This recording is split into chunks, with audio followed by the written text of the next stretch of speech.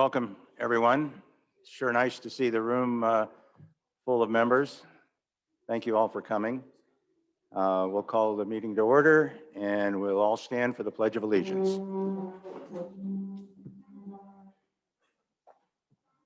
Ready? Begin.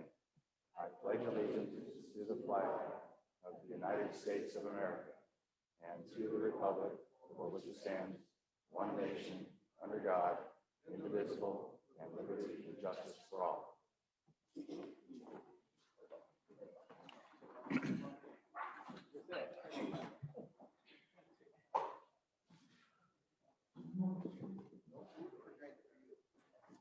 Okay. We're welcoming Andrea to handle our clerk business, and she's filling in for Harmony, who's on maternity leave, taking care of her newborn baby. So we wish Harmony well and we miss her, but we're glad to have Andrea here with us. So I'll ask you to call for the verification of quorum. Okay, Mr. President, I'm going to go ahead and do a roll call. Director Cook?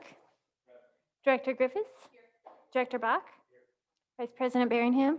Here. President Commission? Here. Vice President Quorum met. Okay.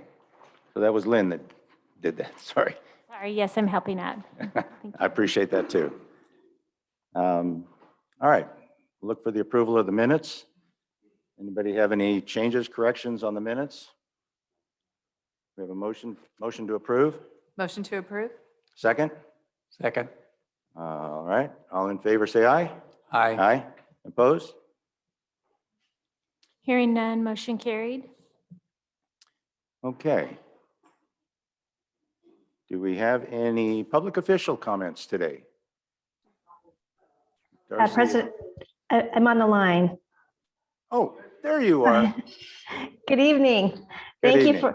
Thank you for accommodating me while I travel.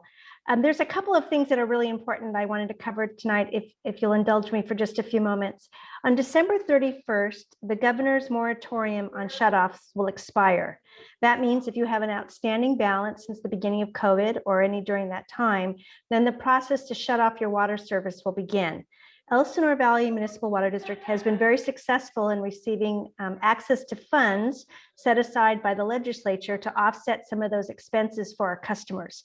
That is only for drinking water. Your sewer bill would remain outstanding. I'm just encouraging any of our residents that have had a situation during this time period and have an outstanding balance to contact customer service, one, to see how they can access the funding that was made available for those customers that have outstanding balances, and then two, to move forward because their sewer balance would still remain outstanding. So if they could contact customer service before the end of the year, make a payment arrangement, or to see if they qualify for the funding that we've received, I would highly encourage it.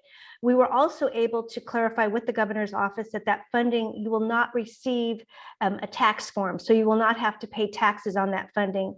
That would offset your any arrearages that you have. So I think that's really important. And I'm really encouraging any of our residents that have struggled during this time period to pay their bills, their utility bills, to reach out and access that funding. Second, the sewer rehabilitation project started on November 30th, and that project should probably go through the end of February, the middle of March, and that's in the San Joaquin area. Those residents that are directly impacted have been notified personally, both by telephone, door knocker, and by letter. So if you have any questions, again, and you live in that area, if you're impacted, then please, again, reach out to our customer service department. Our redistricting process every 10 years based on census, because we're an elected body, we go through a redistricting process.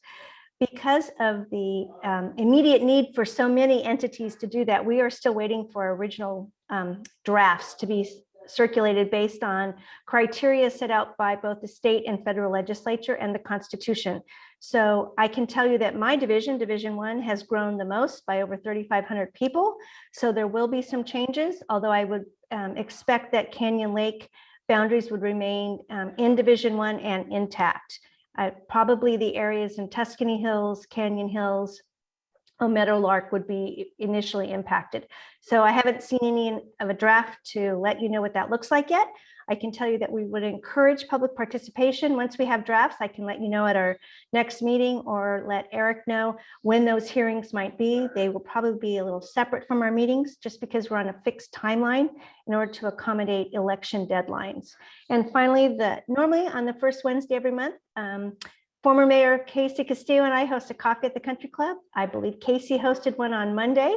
We will not be having one tomorrow, but we will resume on January 5th. And I'm happy to take any questions. Thank you, Darcy. Anyone have a question for Darcy? No, I think we're good. Thank you very much. Great. Thank you. Have a wonderful evening. You too. Any other public officials present? We don't have our new mayor today. Jeremy Smith is sworn in as the new mayor, but he's clearly busy. So we'll catch him another time. Okay. We've got consent agenda items, A through D. And I would like to pull items C and D. But we can certainly proceed with, do we need a motion to, we do need a motion to pull those? Okay, so can I have a motion? I'll make a motion to pull items C and D on the consent agenda. Do I have a second? Second. Okay. All those in favor? Aye. Opposed? Hearing none, motion carried to pull items C and D from the consent agenda. Okay. So we'll address the two remaining items in the consent agenda. If anyone else has any issues with A and B, or we can take a motion to approve. So moved. To approve A and B. Second? Okay. All those in favor, say aye. Aye. Opposed? Hearing Okay. none, motion carried. A and B are approved. All right, so we'll turn to Steve Schneider to give us just a brief description. And I just want people to know the only reason I pulled it is so you all could hear the reasoning behind the request for this extra funding. So Steve, I'll let you go with item C. Okay, good evening. In April 2020, the Board of Directors approved the replacement of Indiana Beach dock in a total amount of $277.50. Because EVMOD water treatment plant has been offline, the lake level has not gone down to the intended level for installation. Instead of waiting the 2 to 4 years it may take for EVMWD to start pumping water from the lake, we came up with a solution to get the project done sooner. The cost increase in materials has increased the project with the addition of the charges in the way the dock will be installed. The fiscal impact is an addition of $8,272.50. The staff requests the Board of Directors to approve the additional funding amount of $8,272.50 from the repair and replacement funds for a project total of $44,550. Thank you, Steve. The board have any questions on that? Clear? Do we have, Andrea, do we have any requests to speak on that? Although they probably didn't know about it, but. No, we do not. Okay, thank you. Okay, so it was certainly a legitimate, unforeseen item that we needed to do this. I just wanted to make sure everybody was able to hear that explanation. So I'll call for the vote. All those in favor say aye. Aye. And opposed? Hearing none, motion carried. Item D, the reserve funding for the vehicle replacement. So this ratification is for the 2 vehicles that the board approved in May of 2021. They approved the amount of $52,402 plus a 2.5% contingency to replace the 2 planning compliance vehicles. They were needed in a replacement as described in May and also described in this board action item. Because many people probably know of the shortages of vehicles right now, we had problems fulfilling that order. And so we came up with a solution to replace them with two like vehicles, two Chevy Blazers. There's an additional charge, also because the vehicles have gone up. The additional amount we needed was $1,804. So it's staff requests the board of directors to approve the additional funding amount of $1,804 from the repair replacement funds for a total of $55,516. Okay, thank you, That's Steve. for both vehicles, yes. Any questions from the board? No? Hearing none, I'll call for the vote. All those in favor? Aye. All those opposed? Hearing none, motion carried. Thank you, Steve. I appreciate you clarifying those for us.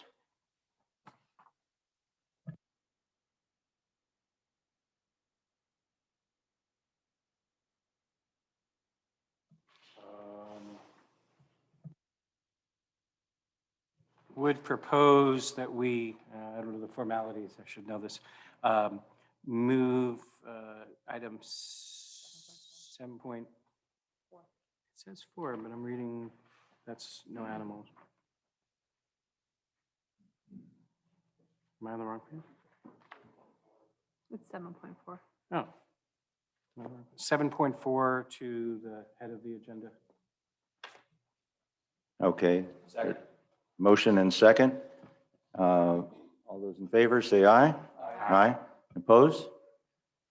Hearing none, motion carried. Okay, so for the convenience of, we think as most everyone here, we've taken the boat weight and length issue and moved it to the top of the agenda, so we'll be addressing that now. On the wrong turn? Yeah. Oh.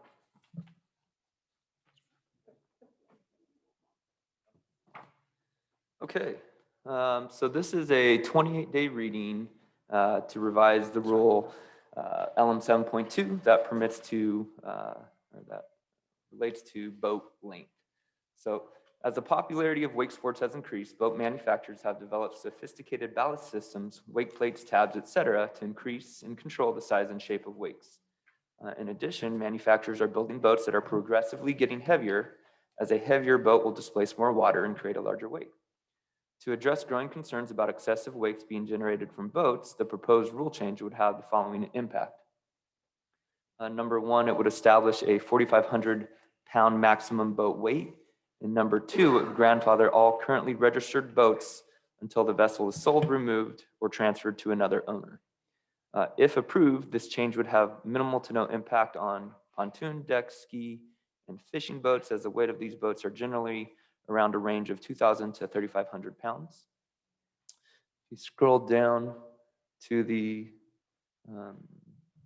actual rule language, I think I'll just cover what's being proposed. So again, if approved, the proposed rule would read, no boats permitted over 21 feet 6 inches or 4,500 pounds. Boats over 21 feet 6 inches in length or exceeding 4,500 pounds in dry weight are prohibited for use on Canyon Lake. All boats, existing and new, may be required to be physically measured by the POA to make certain they comply with the new association or with the association's boat length limitation and manufacturer's specification documentation before the registration certificate can be issued. The rule language below that doesn't really change other than the date is updated to January 4th. That would be the next opportunity that the board could approve this rule. And then under 7.2A and 7.2B, it started with the word guidelines, and that's being changed to rules.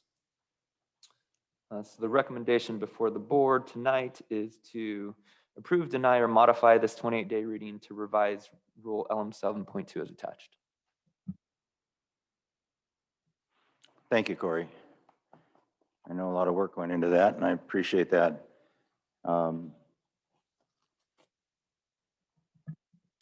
So at this time, I'd like to make a subsidiary motion that instead of 4,500 pounds, that we increase that at this time to 6,000 pounds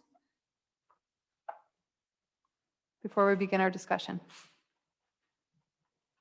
That would keep all the other verbiage the same And it would just change 4,500 to 6,000? Yes. Okay, that's a subsidiary motion. And it's seconded. Okay. And that was also to subject to. Well, during our further- discussion, we can talk about, Further discussion. we're going to have further discussion on this. This is a rule to set a weight limit for now at 6,000 pounds. And then with additional investigation and research, Mhm. determine what weight limit, if any, should be in this rule. Right. Yeah. Do you have a So subsidiary to my subsidiary? 6,000 pounds is just in effect a placeholder for now until we do more research and give community time for more feedback. We have a lot of feedback tonight, no doubt, and you're welcome to speak about it if you choose, but just know that there will be other meetings held to share the information that we find, the research that we do, and we'll make an effort to make sure everybody knows ahead of time, whether it be a workshop or just another board meeting. So I want everyone to know that and know that you're welcome to speak about it tonight if you'd like. So, Joe, if I may for a second. sure. I wanted to commend the Rules Committee, the Rules Review Committee. What's it called? Rules, no, yeah, anyway, it's got 2 R's and a C. I think it's review. Rules and regulations. But I wanted to commend some of the people who are here, worked painstakingly. We gave them some thoughts about, that this is obviously a hotbed issue. We want their input, somewhat like a focus group, but really like a think tank. They got together, many of you are here in the room, I see 3 or 4 maybe. So nothing is arbitrary in a sense that, no number probably will make everyone happy. But the concept is to look into this concern, and the concern, there's 2 sides to every problem basically in life, right? Sometimes 6 sides. In this case, they came back to us with some derivation of what you see today. The pound limit was a little different, and there was even a discussion of the size of the boat, the length. So long story short, we're not dismissive of the work that they've done. In fact, to the contrary, I commend them. But what we also have looked at is volumes of comments on both ends. And so we know there's a concern here, and I think collectively, all 5 of us agree, so does the administration, that we need to be working towards looking at this for the future. And that's why the committee was there to work on that issue. So we commend them and thank them for that effort. And so as to 6,000 pounds, like you said, basically, we're not saying, something other than what the committee's, it's different than what came out of that discussion before. But I think the concept is we're going to continue to work. We're going to take what was brought to us and bring it to another level. One of the things that I think we've talked about, and I don't know if we necessarily vote on, but we're going to really go out and try to find neutral third-party expert to do that. And believe it or not, that's going to cost a little money. And I know for every person that thinks that's a great idea, there's going to be someone who says, how dare you? But you know what? With 100 people or whatever it was online and otherwise telling us that this is maybe not a great idea the way it was, we heard you. And frankly, the best way to do this is to have somebody other than ourselves help us in this endeavor. So, don't fault us later when we get the bill, so to speak, because it may not be a dollars and cents issue as much as a public livelihood and frankly, the future of Canyon Lake really in some way. So I think it's worth every dollar spent. And we don't know what that will be, but we have some ideas and it's probably not going to be inexpensive. We've heard some people in the community say they could step forward and help. We love you and thank you, but really we need to give this to someone outside of our community to help us really define kind of the neutral ground, if you will. Thank you. Thank you, Brian. So, Sean, correct me, subsidiary motion can be dealt with first. And if that passes, we don't need to address the primary motion? Okay, thank you. So subsidiary motion is on the table and we had a motion and a second. So we'll ask the board for any discussion. No, I'll get to them, yeah. Yeah. Okay, so no discussion from the board. Andrea, do we have anybody in the audience that would like to speak?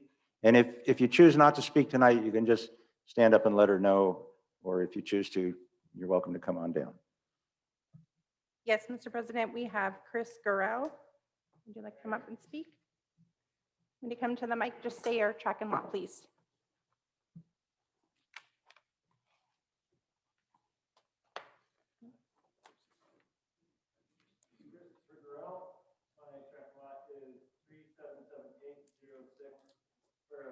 .46.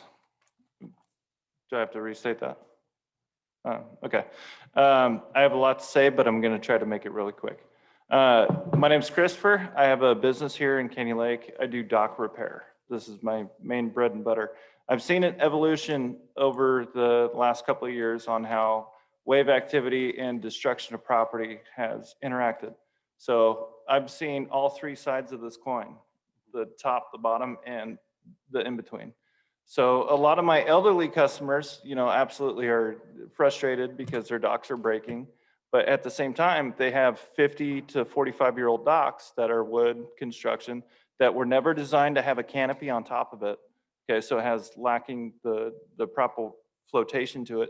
And then a new wave of boats coming in is just gonna add to more wave activity on top of that. Now, a lot of these boat systems that are new to Canyon Lake have the bladder bag systems and stuff like that.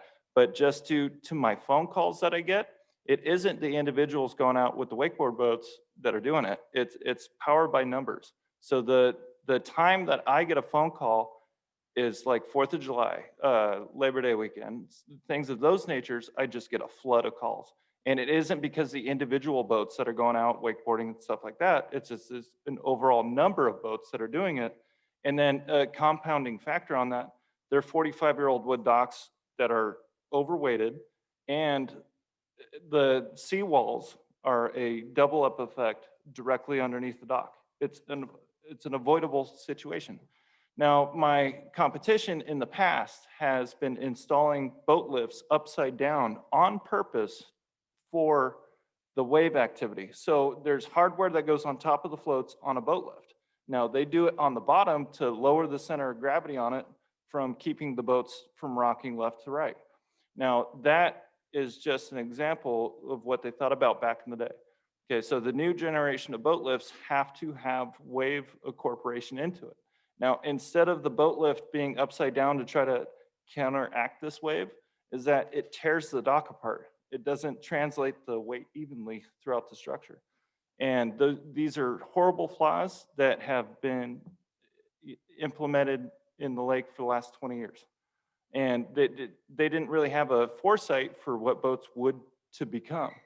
Now, boats are getting bigger, but they're not really getting heavier. They're just designed to put out a specific desire of wave, okay? But they're getting smarter as well. So they have the capability of having a big wave or flip a switch and then no big wave. One thing that I see, and I think could be mitigated, is the amount of boats at one time. So on a 4th of July, like we have the 12 o'clock, everybody start to slow down, all right? We need to, on big weekends, once there's a certain number of boats out, then we have to, you know, put on the red lights, everybody slow down, be safe, be cautious. And especially just this last 4th of July, we were on my pontoon boat and I have somebody standing with a flashlight looking out in the water, and we almost ran over 2 kids. Not just me, but multiple occasions over. And the lake could be a lot safer if we slowed everybody down. Okay, now Chris, I'm not Chris, saying excuse every me. big weekend. Chris, but- excuse me, you just need to wrap it up. Okay. One of the biggest things that you could do isn't really the size of the boat, it's how the boats are used. And on really big weekends, you can do a wave chart. It's a really easy gauge. They cost about $30 that you can install on a dock. Once it hits a meter, all right, everybody slow down and put the lights on. So, thank you very much for your time. Any questions? Thank you guess- very much. okay. Appreciate that input. It's good Thank input. you, guys. Okay, next we have Stephen Hogger.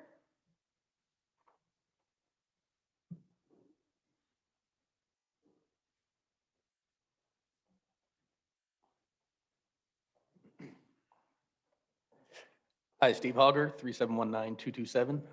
I'm here representing Can Lake Wakeboard Club, wake sports enthusiasts in the lake. Thank you for revising to 6,000 pounds for the time. So I won't go into those issues that I had specifically thought I was going to talk about, but a bigger issue that we have also is on the water is there's no education on the proper way to drive a boat, or is it being enforced with our Marine Patrol? You know, our rule is you're at idle or you're on plane. And I don't know how many times I've called with, you know, a boat driving 10 miles an hour, creating the bigger wake, no matter the size.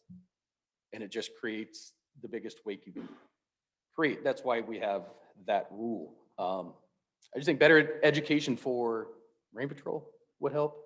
And for boaters, you know, they need to understand that you're at idle or on plane. It needs to be in maybe our test that we take every year when we register our boat or something like that. A lot of the bigger boats that we're talking about with the bigger wave, it's a system on a boat. So our boats are they're going to displace the water they weigh, the amount they weigh.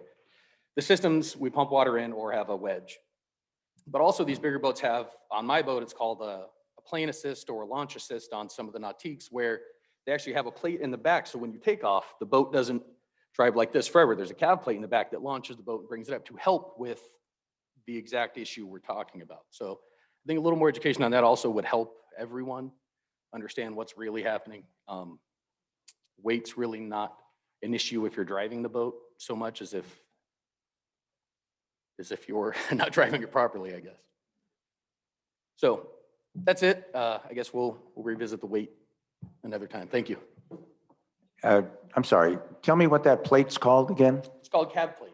Cap, Cavitation plate. oh, It cavitation, sticks okay. out of the back of the boat, just outside of the hull of the boat on the prop. And so when you take off, that plate goes down to keep the boat from. No, I understand what riding it up. does. Yeah. I just didn't know what. I don't think your pontoon does that. Thank you. Next, we have Art Femister.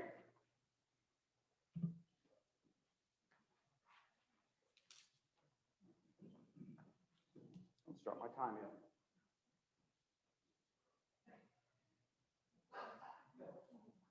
You're on the clock.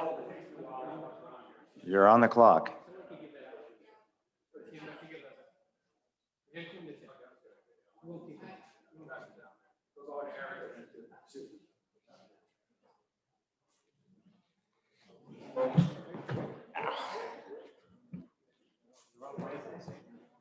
Art Femister, 3719315.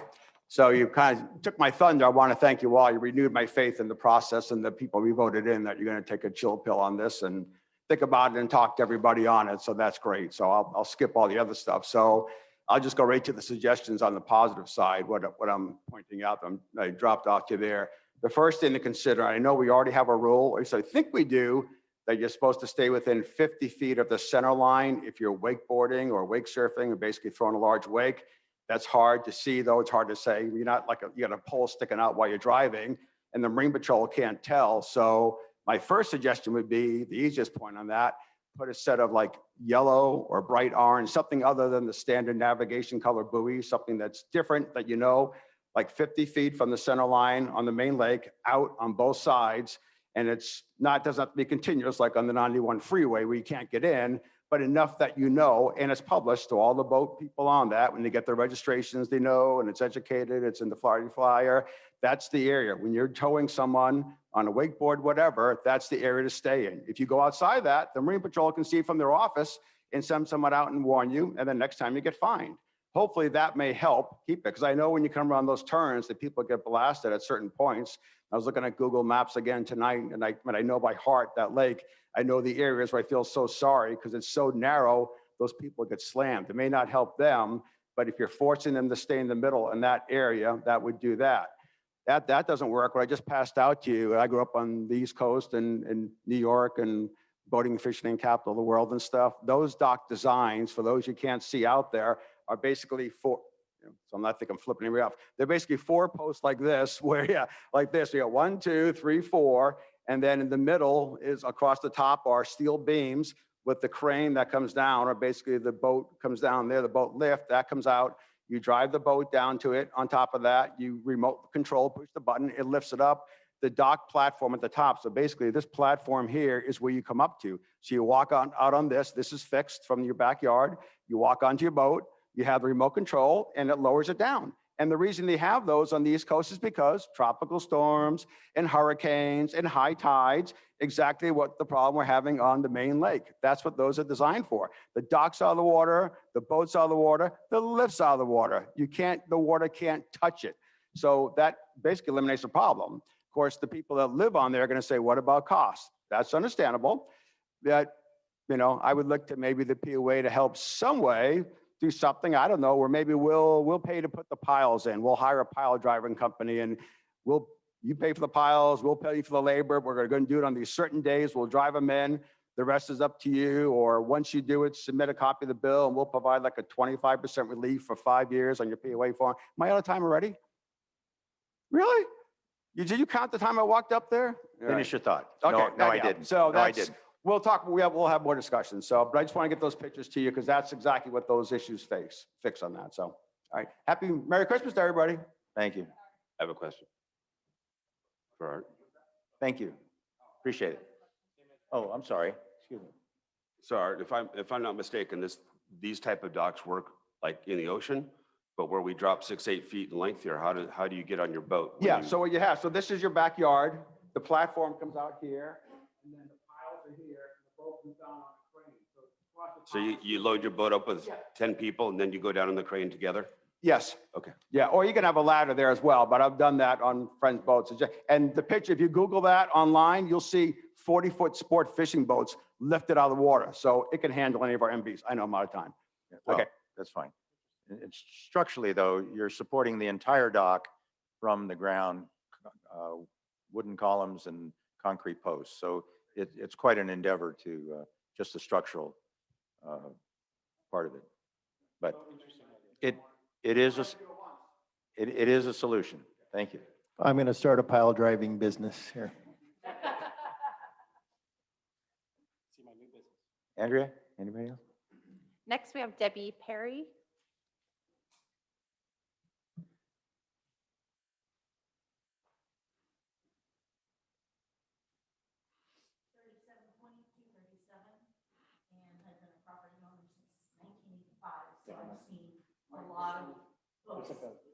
I think there's a button.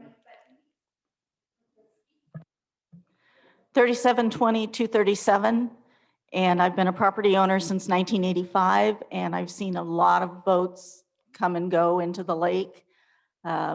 We naturally have a lot more boats on the lake right now, and I do appreciate you raising the limits to 6,000 pounds, but as the board member says, they like to hear from everybody, so I'm up here and I'm going to tell you what I wanted to speak about before you raise the limits. The CC&R state that the waterfront docks do not have undisputed rights over anyone or anything else.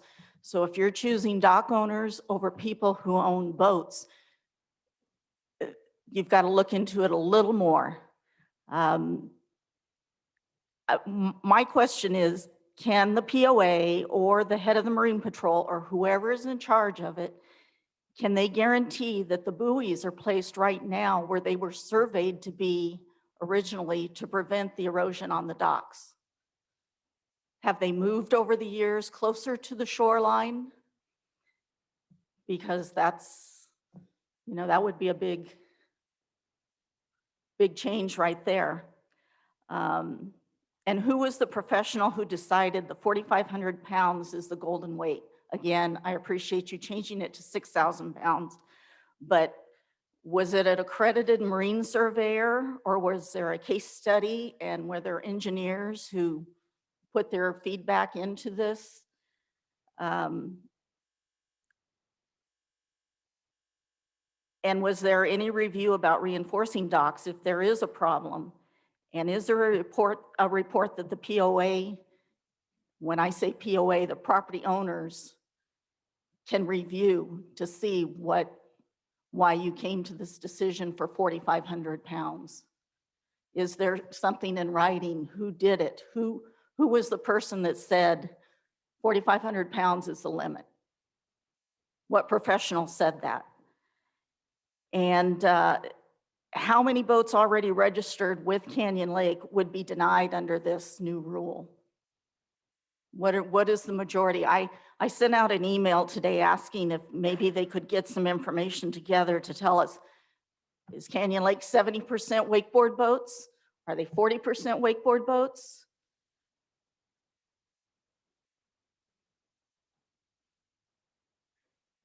No, so, okay. I- 70, 30? Mrs. Perry, Yes. your numbers aren't correct, and we will divulge that information. I just don't want this forum to be a discussion. Oh, I know, you can't This is your answer questions, opportunity but to share your thoughts. I emailed the board asking that, and I didn't get an answer, so that's Okay. why I'm asking it You're- now. You're running out of time, so please okay. wrap up. And like I said, I'm glad you're raising it to 6,000. Also, as you stated, there are, or as Mr. Gurrell stated, there are docks out there that are 40, 50 years old. I would request that you don't make people jump through hoops when they want to put new docks in. Thank you. Thank you very much. Andrea, anybody else? Greg Perry.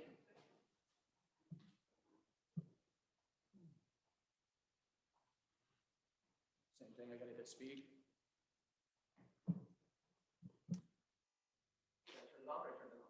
Red light. Oh, red light, okay. Greg Perry, 3804190. Thank you guys very much for upping that to 6,000 pounds. That definitely helps my situation, so thank you for that. And for the meantime, that should appease most everybody. But I will at least share my thoughts. I do think that the biggest problem is the lack of enforcement of the rules of the lake.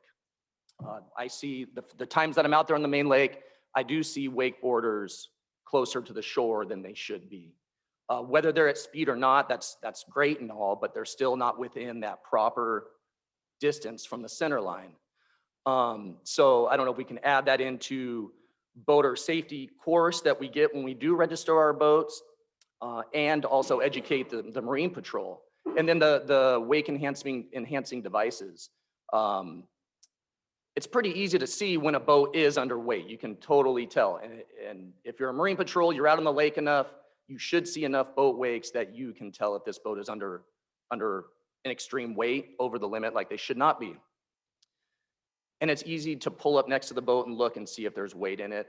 Know how to have the Marine Patrol maybe know how to have the boat owner prove to them that there's no weight in there. But either way, long story short, I think enforcement of the rules would solve a lot of the problem. I did also talk to a friend of mine today that lives on the main lake, and he said at one time the 5-mile-an-hour buoy had drifted so close to shore that people would come at full speed and almost slow down right at his wall. So those buoys are not being properly maintained to stay the proper distance away from shore. On the west side of the lake, the buoys are far away from the shoreline, but on the east side of the lake, they always seem to push a little closer towards the shoreline. And those are wasting those people's docks more than the other side. But keep those boats in the middle. Enforcement should be the bigger issue versus changing weight. Thank you very much for listening to me. Thank you, Greg. Next. Kevin Thayer.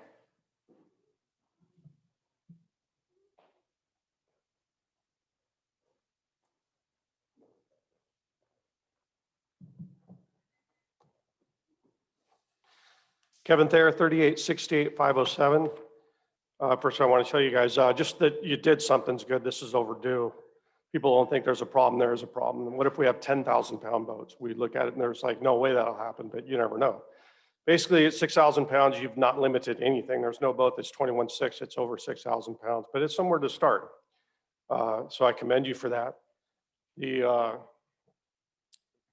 one thing I brought up, I'm going to bring up a bunch of things really quick, Joe. Riprap, we talked about that before, man. That's a great way to break the waves. I don't know if that's something we could do like we have right here in front of the tennis courts.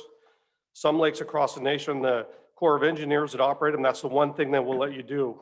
Like some of the lakes, it's the only thing they'll let you do is put riprap because it's a great shore break.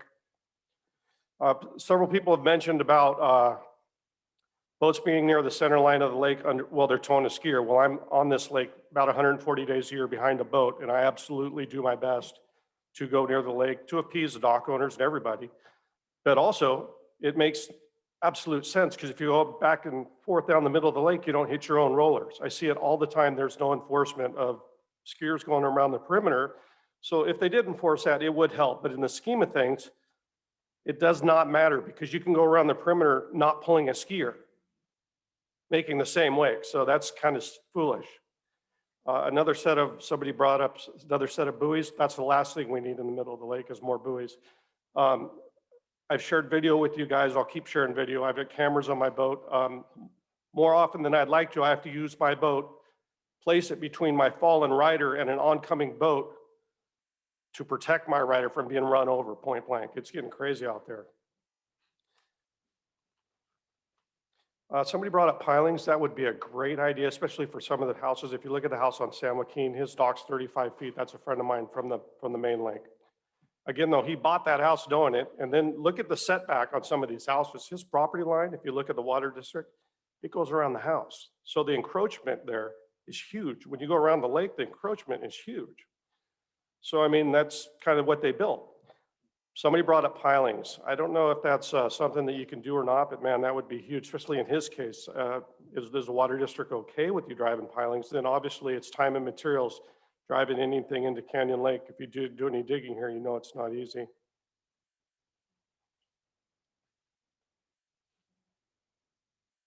I think that's it. I just want to say, I think that you guys got to weigh everybody's interest here. And just FYI, my boat weighs 3,600 pounds. We're good. Marine Patrol. But you got to weigh everybody's interest. The property owners, the people that want to buy these super expensive boats. I spoke to the FRC about this 3 years ago that said, hey, you guys should probably think about putting a limit on the boat. Some of these boats are pushing $200,000. So I get it. A friend of mine has one of these boats, expensive boat. He's got a super high-end home in Canyon Lake. He moved here. He loves to ski. That's what we want. He bought a high-end home here and he put a ton of money into it, made us all, all our properties better. But thanks very much, guys. Thank you, Kevin. Chuck Marino.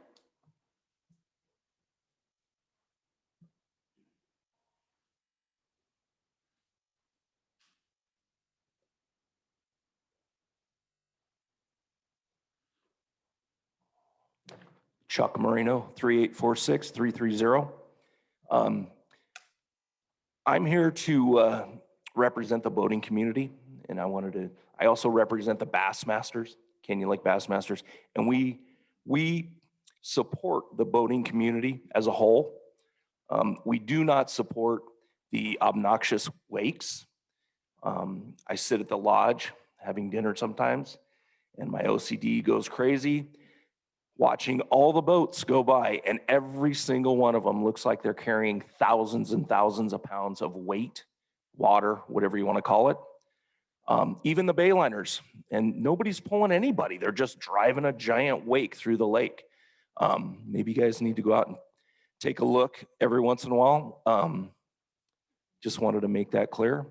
But thank you for tabling it and taking this back and thinking about it. Much appreciation of your volunteer service. Thank you. Thank you, Chuck.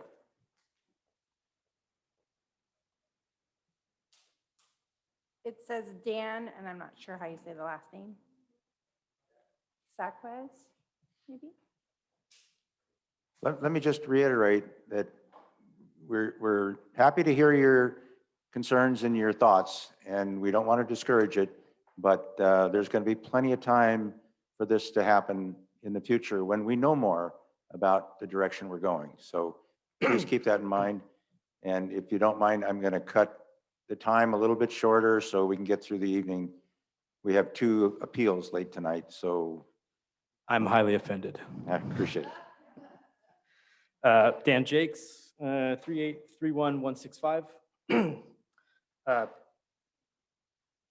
I think there's already been an acknowledgement that the 4,500 pound weight limit was a little steep. What it essentially amounted to was moving the boat length limit from 21.5 feet to 20 feet. There's only one boat on this list from any manufacturer at 21 feet that would be available at 4,500 pounds. It's a single boat. On this list, there's 10 boats on here that aren't even considered wakeboard boats. Ski boats, jet boats, which you can put a tower on, but nobody's wakeboarding behind those, and one crossover boat that nobody likes. I personally would support further education and more training, whether you do that through the testing on the registration period. Like other boaters here have mentioned, I constantly see people boating in a way that is not only dangerous, but it's causing more damage to the docks. And it does not take a very heavy boat to do a lot of damage. I've personally seen our own Marine Patrol, whose boat cannot weigh more than 3,000 pounds. Had I not been paying attention, they would have maimed my daughter. I'm sitting at the Holiday Harbor launch ramp, tied up to the dock, waiting for my wife and kids to walk down. And they get there, as soon as they get there, Marine Patrol comes by, and instead of coming by on plane, I think he thinks, I don't know, I'm slowing down to be safer. When you slow a boat like that down and come off plane, you're making the biggest wave you can possibly make. And they're like, stop everybody immediately, while the roller hits and just slams my boat into the dock. I mean, so much of it is how you drive a boat, whether it's, being charter member of the Quarter Throttle Club, which is what I like to call those people, because you drive around at quarter throttle, you think you're slowing down to be safe, but you're really just creating massive rollers. The boat is designed to be on plane, which every boat has a different speed. Constantly see people making unnecessary power turns when the skier falls down. This creates bigger rollers that don't need to be there. There are things like that there's more education that can be done that I would support. Thank you very much for your time. Thank you, appreciate it. Mr. President, we have 2 people that are on Zoom that would like to speak. Danny Martin. Danny Martin, 3777009. And first, I would like to commend the board, and Renee, I really appreciated getting replies off of those emails. And I admire the job that you guys are doing and going up in the weight, totally listening to people speaking out. The aspect of finding out whether the water district would allow pylons, and it would be for those specific docks that are getting so hammered. Having some sort of a boating school, like a traffic school, because people are out there being crazy with overloaded boats, and the patrol gets lost. It's like they're afraid to pull up to some of those boats. It's just so overboard. And what could be done to be sending notices to people, even just taking a picture of the numbers and sending them warnings, just like when you have to go to traffic school, because they don't have boat etiquette, they're overloaded, and they don't even have the sense to stay away from people who are teaching children and beginners, and they don't know to pull back on that throttle and let those people go, And I do appreciate it when they spoke about turning around after your skier has fallen. If it's real crazy, you're going to go fast to get back there for their safety. The best way for wakes is to cut back slowly go back to them. A lot of times you can't do that because of crazy people coming up. Maybe they were watching your skier, your foiler, and they've come right up on you. So getting more awareness to this would be really appreciated. The boat weight, my boat has the new model wouldn't be approved, but my model is. So I've got a Malibu. It's currently at 4,200. The 22 of the same model is 4,580. So looking at where you're going to jump between going from a 5 or a 6, pretty much all the boats at 21 will hit the 6.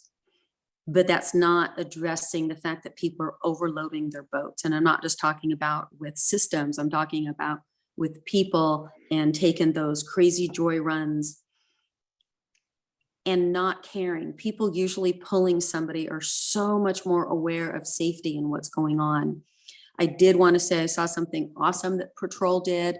It was a busy weekend and some people were pulling a child, and that patrol boat guarded that child from the 3 other boats that were coming up on it. It stayed back there. Whoever that driver was totally aware of what was going on, and they were helping the situation. And it's just nice to see when those things happen. So sending kudos when they're out there to you and the board, when patrol is there and on it and feel secure in what they're doing. I feel they do need a little bit more of boating etiquette themselves to see the things that are going on and some of the things that they do. I know they're bored out there so often. There's nothing to do, so they just start following a skier or following a foiler around. Makes you nervous. You're not sure, what are you going to do? Something's going to happen because they're just bored and looking for something. But I feel Please wrap up your thoughts. that, again, kudos, more communication, more training would be very helpful. I'm done. Okay, thank you very much. Appreciate it. Have one more? Okay, we have Todd Friedland. Thanks, everybody. And I've heard a lot of great comments tonight. I'm not going to repeat them. I do think congestion is probably. Excuse me, please give your name, track and lot. Sorry, Todd Friedland, 17852-004. So I think actually you've heard a lot of great comments tonight, things like congestion, boat and driver training, all of those types of things. I think the board is taking a great step in saying, let's go outside and get some advice on this subject. And my hope is that they'll take a holistic view and not just assume that the problem is wakes caused by newer, heavier boats, and kind of take a look at everything that's going on, whether it be a number of boats, congestion, age of docks, and all of those items, because it's not just on the boat owners, but some of this has to fall on the lakefront properties as well, and how to handle this and better buttress their systems so that there isn't damage. And again, not just assume that, if we've got 5,000-pound boats, that's the thing causing the problem. The scariest days out on the lake I've seen are the busy holidays. Maybe there needs to be a point in time where the lake gets shut down until there's some clearance of boats, and then it resumes. And you can't just dictate we're all going to be in the 50-yard line, because sometimes you got to go around people. So I think there are a lot of things to look at here that might be helpful, but I think it's wrong to just say the starting point is the docks are being damaged, it's the big boats, and now we're going to try to figure out how to solve that, because I just think that's a bit short-sighted and isn't looking at the entire situation. Thank you. Thank you, Todd. Appreciate your thoughts. That's it, Mr. President. Okay, that's it. Thank you all very much for your comments. We made some notes, and these will all be considered when we get into this deeper and further. I see a hand raised. Did you have your name in? What's your name?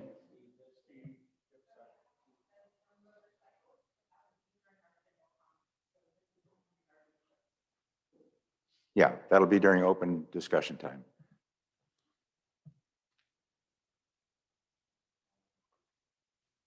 Okay, so if I recall, we had a motion and we had a second, and we had good discussion. Any more discussion from the board? It's sort of a discussion point. I'll just be quick. I'm going to ask wakeboard, ski, bass, and anything else dealing with water to put something on you. It's sort of a question, but it's really a proposal, which is a code of ethics. So I've heard people talk repeatedly about the need for training. The POA needs to do this. We need to put it on the exam. Guess what? Putting a question on the exam isn't going to change the average boater. Neither will necessarily a code of ethics change those who don't want to be changed. But I think that it will perhaps send a message that we as a group, not just the POA, the meanies up here, but the groups who actually run the water, so to speak, from the other side of things, are serious about these concerns. So I've heard numerous comments about being close to the edge, children involved, this and that. If you put that into a document, I play softball and baseball, things like that. I've had to sign things that I know legally can't really do much, but it sends the message and it changes the paradigm from us being the enforcer to you guys having people buy in. And maybe that would be a really helpful thing, as well as education, when you do the trainings and things, as opposed to how to ride a boat or how to, here's some of the things you should know about our lake. And frankly, what I heard from all of you, which was really commendable, is, this is all of us for the number one thing, which is safety, and number two, which is enjoyment, probably. And frankly, if, there are some people here who have an older dock or whatever, we can't say they don't matter, but we also can't say you don't matter. So bottom line is, I would really hope that we could ask you guys to get together once again, because we've gotten together over the year, to think about this and put together something and maybe present it at another meeting and make that a positive for us. It's not us, it's you guys. No, just something in open session. I mean, it's really not a board item. It wouldn't be something we voted upon. It's something that. I think what he's saying is, if you would be more than happy, we're more than happy and welcome to receive your emails and your thoughts and ideas and suggestions. What we heard tonight, some of us took notes and we'll. And I might just be speaking review those. by myself, but I just heard a lot of things about what we can do. And honestly, I think you guys can do much more than we can do with your own people. Because some of it is just lack of education, or 1 out of every 10 just don't care. Of course, we know that, but that's unfortunate. But I think the other 90% do. Okay, thanks, Brian. Thank you. I will call for the vote. All those in favor of board action item 7.4, the 28-day reading for no boats permitted over 21 feet 6 inches and 6,000 pounds.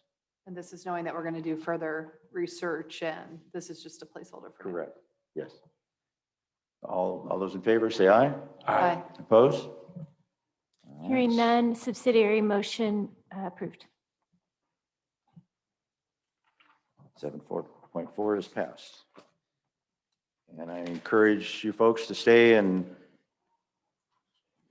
enjoy the rest of the meeting. But if you have to go, we understand. But we'd love to have you stay. We're gonna move on to our board action item 7.1, which is a 28-day reading for the leash or confinement for dogs. Okay. So the background on this rule is that the Rules and Regulations Committee met in November to review and discuss several rules / fines related to dogs within the community. The proposed changes would have the following impact. Number one, it would allow for a dog to be on a member's property in an unfenced area, for example, a garage, so long as the animal was controlled by a secured measure. That might be a leash, that might be voice control, etc. Number two, it would remove unnecessary / redundant information about responsibility for the citation. Number three, it would increase the fines associated with off-leash / uncontained dogs. In making the recommendation regarding the fines, the committee did a thorough investigation of fines for similar offenses in several nearby cities, the County of Riverside, and other HOAs. Due to the potential harm that an off-leash dog may create, the committee agreed that the fines for Canyon Lake should be increased. If you look at the proposed changes, I'll just read the revised rule. It would read, dogs must be restrained by a leash while on common property or confined by fencing or other secured measure within an owner's property. If the owner fails to confine his or her dog on the owner's property for any reason, the owners will be liable for any and all damages caused by the unconfined dog. Community Patrol will immediately notify the local animal control authorities to have the dogs contained. The recommendation for the fine is to increase it from, for a first offense from a written warning to $100. A second offense, 200, third offense, 300, and that would be progressive.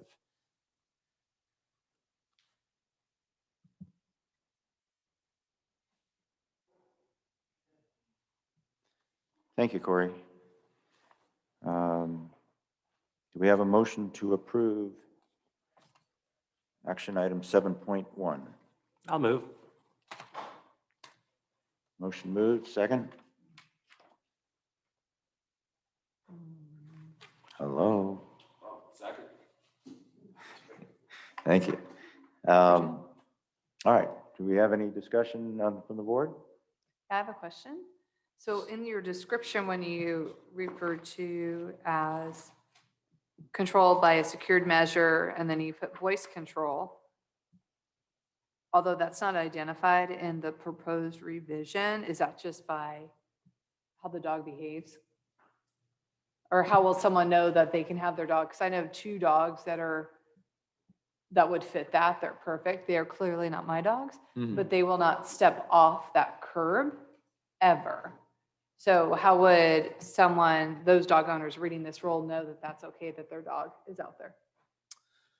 Well, I think at least for us, the change, the previous wording said secured enclosure. Yeah, no, I know this is Right. better, but when it says secured measure, is there any way just to do a parenthesis to let them know that it could be voice controlled? Or Oh, sure. I'm just We would asking, have or a to, way to identify it. Because so- it says in the parenthetical.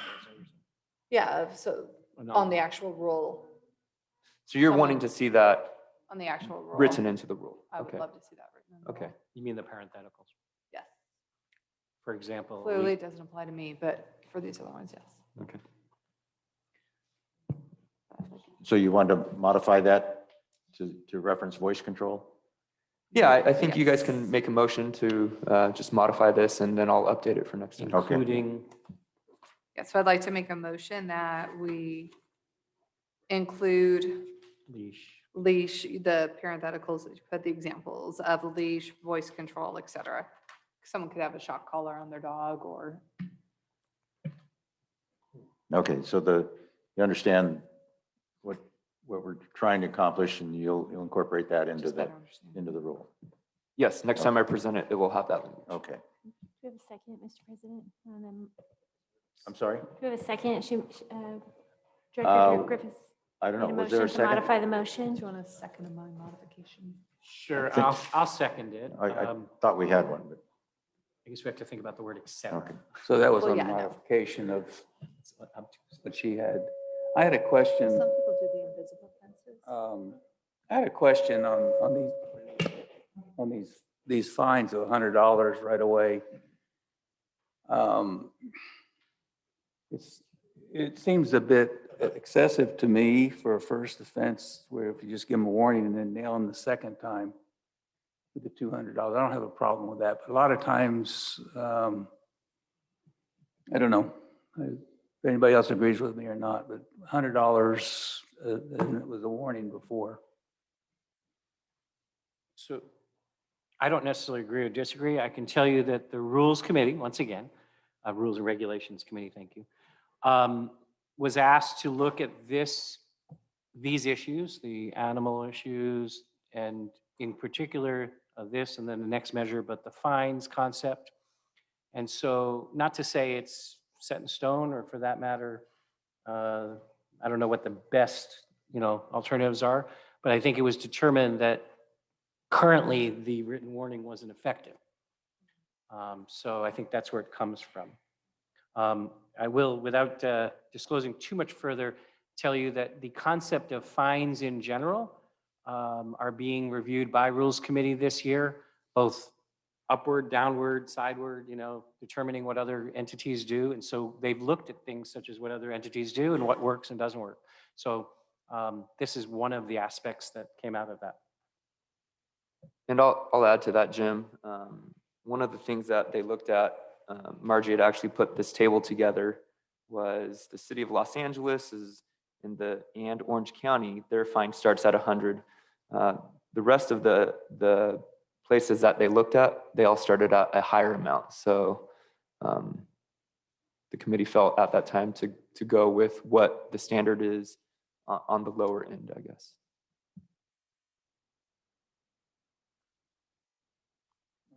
I still believe that the warning, and then let them know at that warning time that you're going to get it next time it's 200. But if I don't have anybody agree with me, that's okay too. Okay. So we've had our motion second, a little discussion. Andrea, is there any discussion from the audience or from Zoom? No, Mr. President, we don't have any. Okay, thank you. Then I will call for the vote for board action item 7.1. All those in favor? Aye. Opposed? I'm an aye on that also. I'm not opposed to it. I just made my comments. Abstain? No, I'm okay. I'll vote with you. 5 in favor, none against. Motion carried. Okay.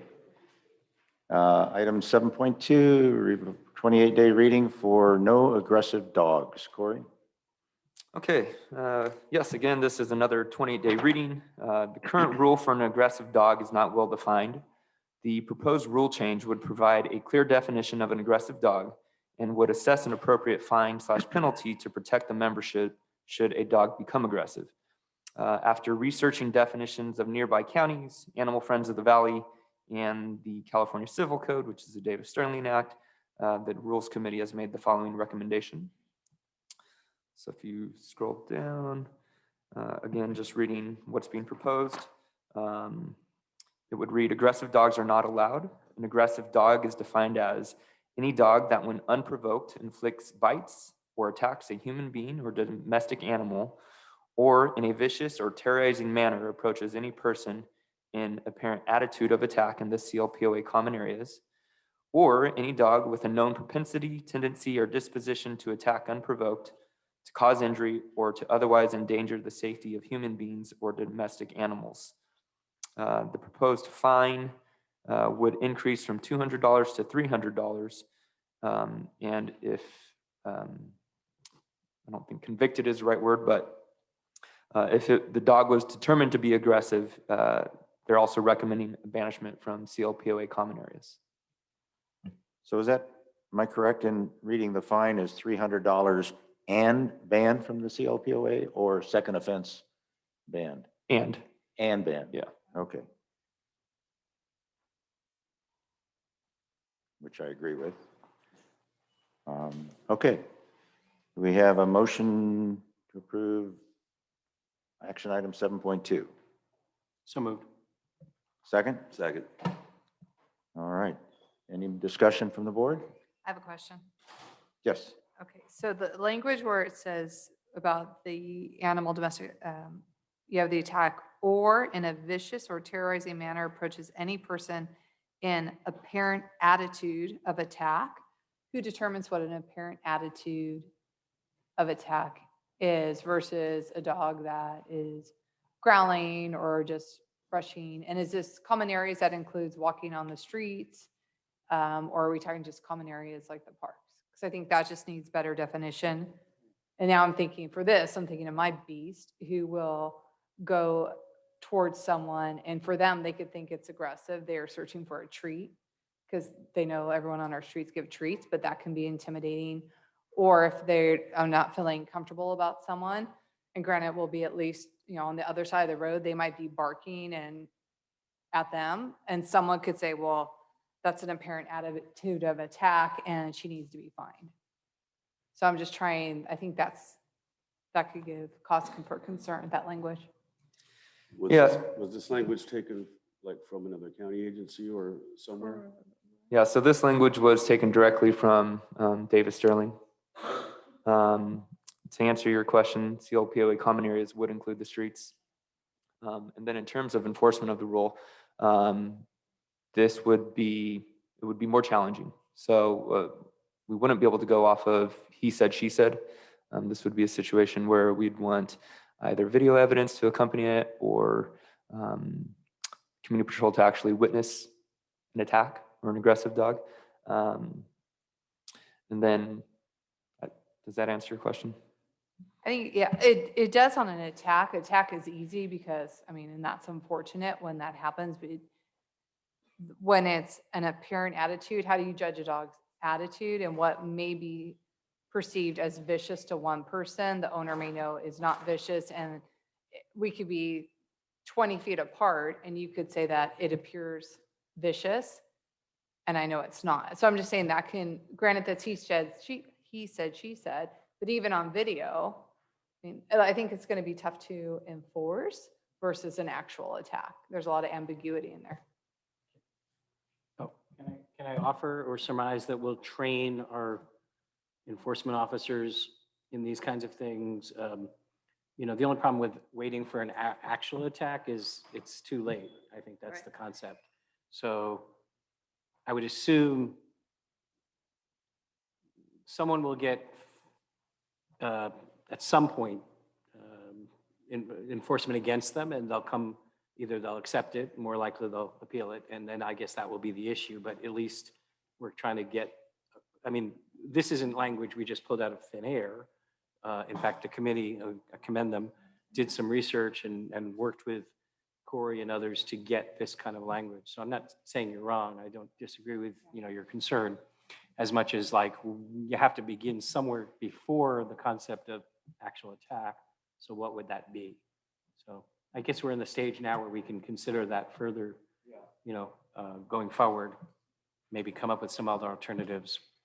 But that being said, I do impress upon you, Corey, and your people training our enforcement officers. And I don't know if there'd be particular officers or all of them that could be enforcing this. That I guess would be a question. We don't really have a dog patrol or something. Right. Yeah, it would fall on Not road yet. patrol. In my mind, when I think of a vicious or a terrorizing manner, I'm thinking, you know, dogs running up to me, growling, teeth baring. Right, not under control. But I think there's training materials, I'm sure, that talk about that. Yeah, I would hope. I just have a problem with this because it's just so much subjective and a point of opinion. And if it's not spelled out clear, I do have a problem with that. And, you know, my dogs, even on leash, you know, even though they're small, but they will still run and kind of charge and pull at the end of their leash. That to me, if I'm walking toward that dog, could be an appearance of aggression, even though she's doing it out of love and she just wants to come over and see you. But some people are intimidated by that. And, you know, I think that wording, I do have a problem with that too. And if it's not clarified, it's just an opinion, but.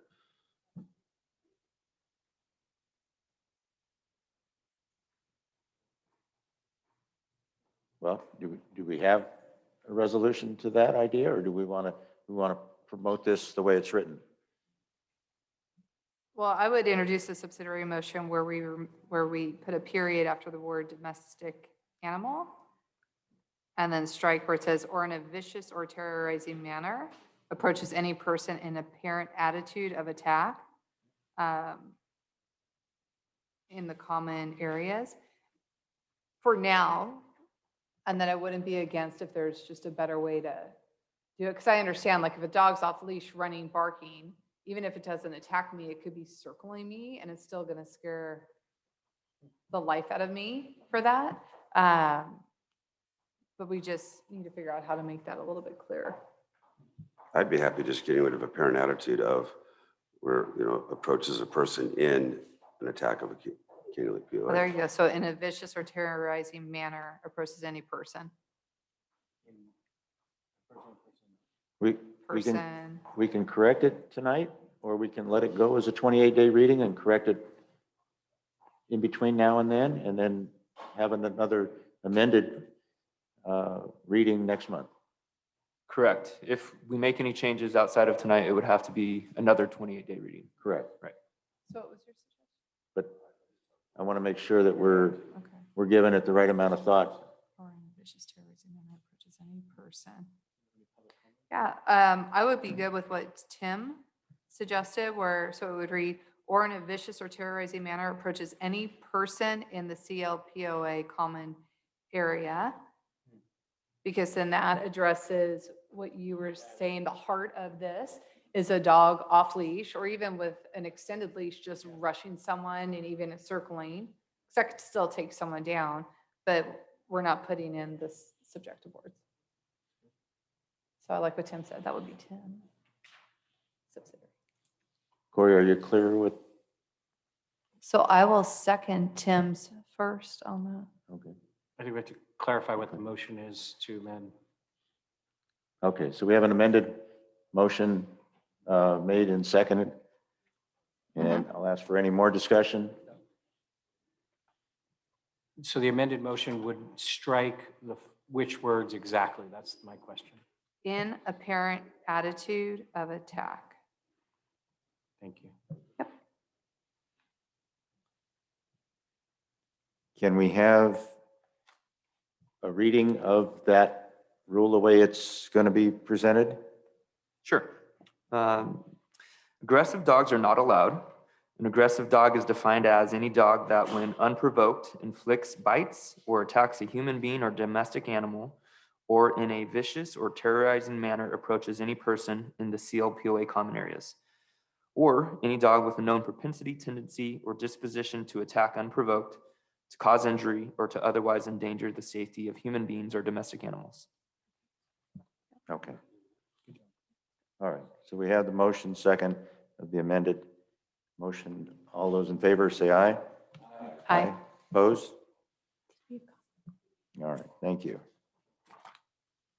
Mr. President, we had a comment on Zoom. We have it, I'm sorry. Yeah, that's okay. We just had a member ask if in the small dog park, if the small dogs are growling or being aggressive towards the large dogs in the big dog area, would that be a violation? That would be a question. You said growling? Yes. I can't imagine, but no, I would say not considered aggressive to that level of the rule. Okay, thank you. Yeah. I think with any rule like this, there's some subjectivity, like we talked about between training and just the officer's impression. It's not like, there's a citizen's arrest here or something. And I think what you mentioned there is, for example, the fence between the two might not make it as vicious and attacking as if it was outside of that. The size of the dog wouldn't matter, but I think it's going to come down to a number of factors that I would imagine our enforcement officers will have to consider, and they'll be right and wrong. It depends on the circumstance, but I think for the greater good. Okay, we'll move along to. Mr. President, I'm sorry, I did not clarify. So it was 5 in favor, none against? I just want to clarify that the motion was 5 in favor, none against. Motion carried. Okay, thank you.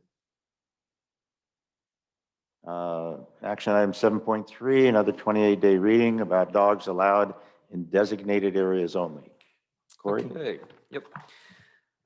Again, the Rules and Regulations Committee met in November to discuss many dog rules. This was one of them, and this pertains to dog-friendly parks. So currently, dog-friendly parks include Eastport, the dog parks, Emerald Park, located off of Gray Fox, Evans Park, located off of CLDN, Harrelson Park, off of Longhorn, Lions Park, off of Yellow Feather, and Outrigger Park, off of Outrigger. The only recommended change to this rule would be to increase the fine to be consistent with the proposed fine changes for dogs off leash. So no actual changes to the wording. Again, the committee is recommending that instead of a written warning for a first offense, it goes to a fine of $100 and then it increases by $100 for additional offenses. Okay, thank you. Do we have a motion on the 28-day reading? I'll also move. Okay. Do we have a second?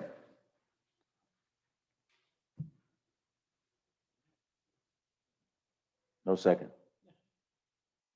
Well, I'll second it. We'll get to discussion. So, dogs allowed in designated areas only. Okay. So we have a motion and a second, and I'll open it for discussion. There must be some discussion.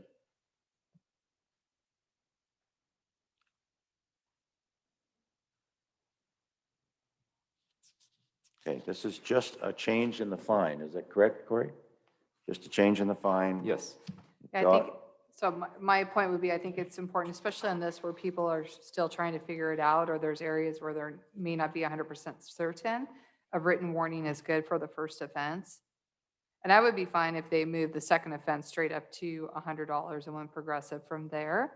But a warning to be at the first offense for this. I agree. So move that the first offense is changed to, or stays at a written warning. Second offense goes from 50 to 100. Third offense goes from 100 to 200 and then continues with progressive. Do we have any public comment online? Oh, I'm sorry. Okay, so this fine structure also came from research through other cities, other localities? I believe it did. However, my laptop died. That had all my notes on it. Well, I will say that it came from the committee, and the committee, subcommittees, certain things with a couple of people here and a couple of people there. So I know there were a couple of people who dug into these issues, where they went to exactly. But I think this goes to kind of like the point that this is a focus group of about, what, 8 people, give or take, 7 or 8. And so they thought this would be right. I mean, it's not necessarily, I don't know that anyone would be offended by alternatives. I think the concept was the current written warning wasn't effective in their minds, and then the $50 wasn't effective. So, you know, it sounds like this is kind of a hybrid of the two. Well, with that, I wonder how many people are actually getting written warnings and citations on that. Because a lot of events I go to where dogs are not allowed, there are a lot of dogs there. They're little and adorable. So I personally have an issue with it.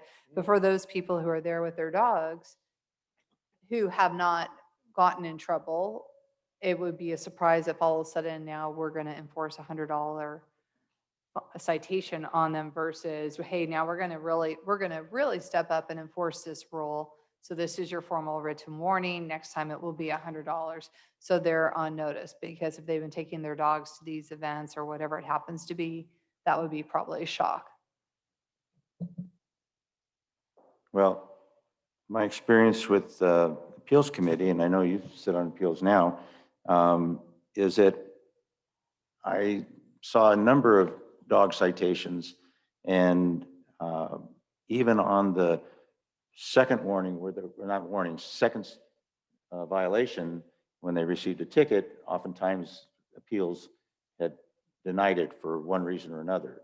And sometimes it was a simple matter of walking the dog down the street, and the dog extended the leash over and walked, took 5 steps on the park, and it was a violation.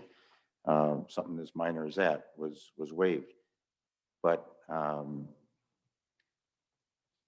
I think that we need to really stress that there are a number of parks where they are not approved for dogs, and I've got about 10 of them here, including the golf course, that dogs are not allowed, and I think we should enforce those rules.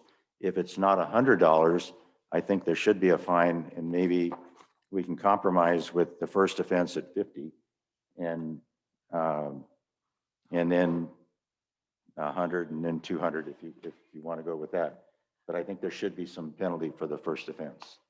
My only concern is because we haven't been enforcing that rule. And I agree it should be enforced as much as, I think I love the dogs that are there. I do not bring my dogs because they're too rowdy. But because we haven't been enforcing that rule, that's my biggest concern. And the last event that we had, even at the tree lighting, there were dogs, numerous dogs, and numerous patrol, and no dogs received a citation.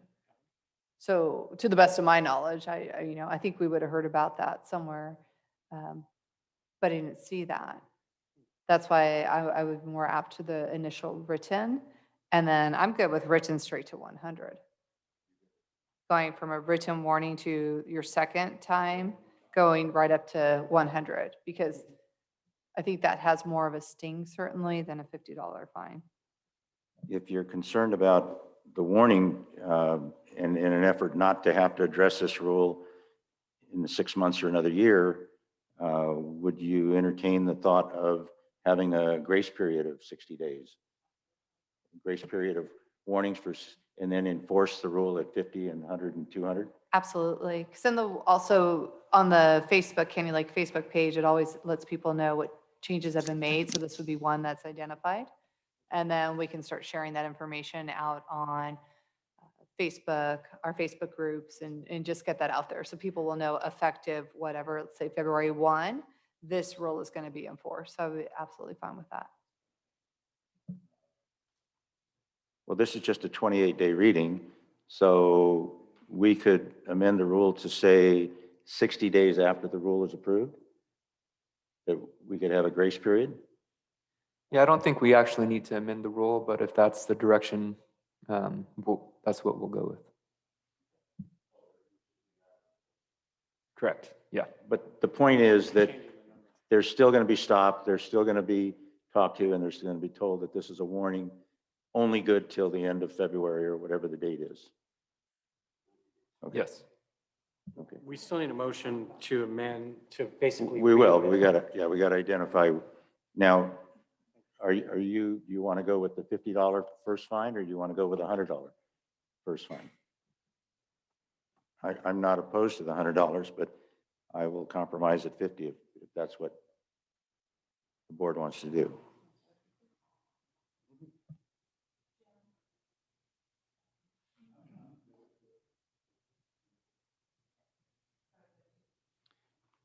So, no, 50 to 100 to 200.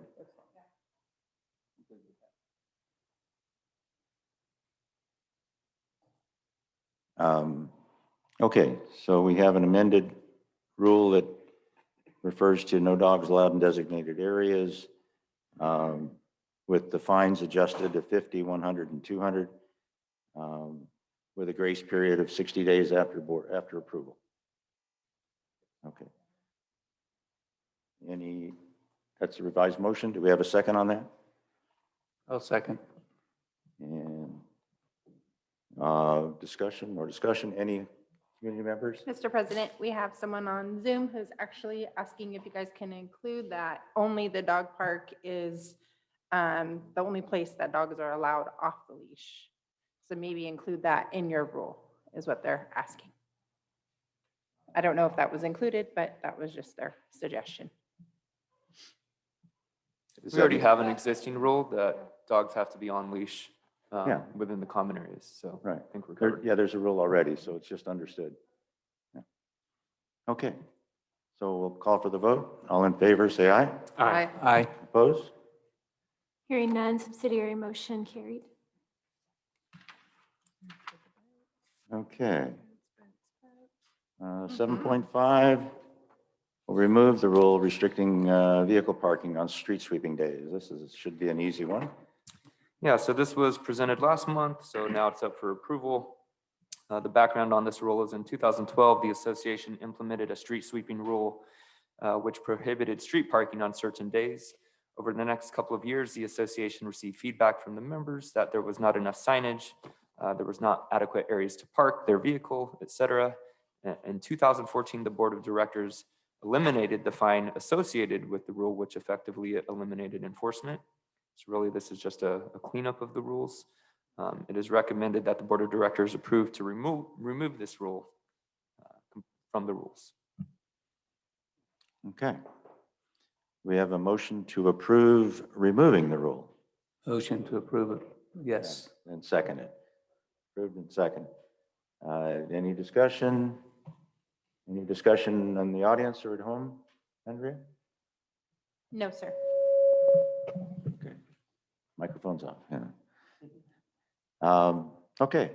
So we call for the vote. All in favor, say aye. Aye. Opposed? Hearing none, motion carried.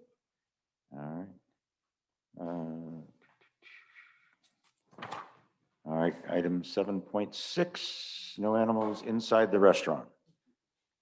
Okay, this again is another approval. It was presented last month. The association has received multiple complaints about customers bringing their dogs into the restaurants and allowing them to sit on the owner's lap, chairs, tables, and bar areas. In addition, some customers have been using restaurant dishware and utensils to feed or provide water for their dog. In review of federal regulations in the County of Riverside, Department of Environmental Health guidelines, the proposed rule would restrict all animals except service dogs from entering the restaurants. The rule would also establish that dogs are allowed on the outside patio areas with certain restrictions. The Americans with Disabilities Act identifies a service animal as a dog that has been specifically trained to perform one or more tasks to benefit an individual with a disability. Providing emotional support, comfort, or companionship does not constitute work or tasks under the definition. Customers with an emotional support, assisted therapy, or comfort animal must obtain approval from the association's corporate office before bringing the animal into the restaurant. The proposed rule would read, no animals except service dogs are allowed inside the country club and lodge restaurants. Dogs are permitted on the outside patio areas so long as they are leashed or confined and not roaming around or disturbing other customers. Dogs may not be on any furniture inside or outside, which includes sitting on a customer's lap. Any water or food given to the dog while at the restaurant must be in a disposable single-use container. Customers may not use restaurant dishes or utensils to feed or provide water for their dogs.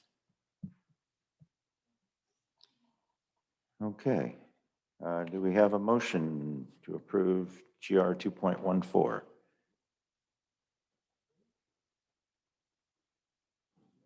So moved. All right. Second? All right. We have a motion and second. Do we have some discussion? Any discussion, any questions or thoughts? All right, nothing at home or in the audience? All right, well, then we'll call for the vote. All those in favor, say aye. Aye. Opposed? Hearing none, motion carried.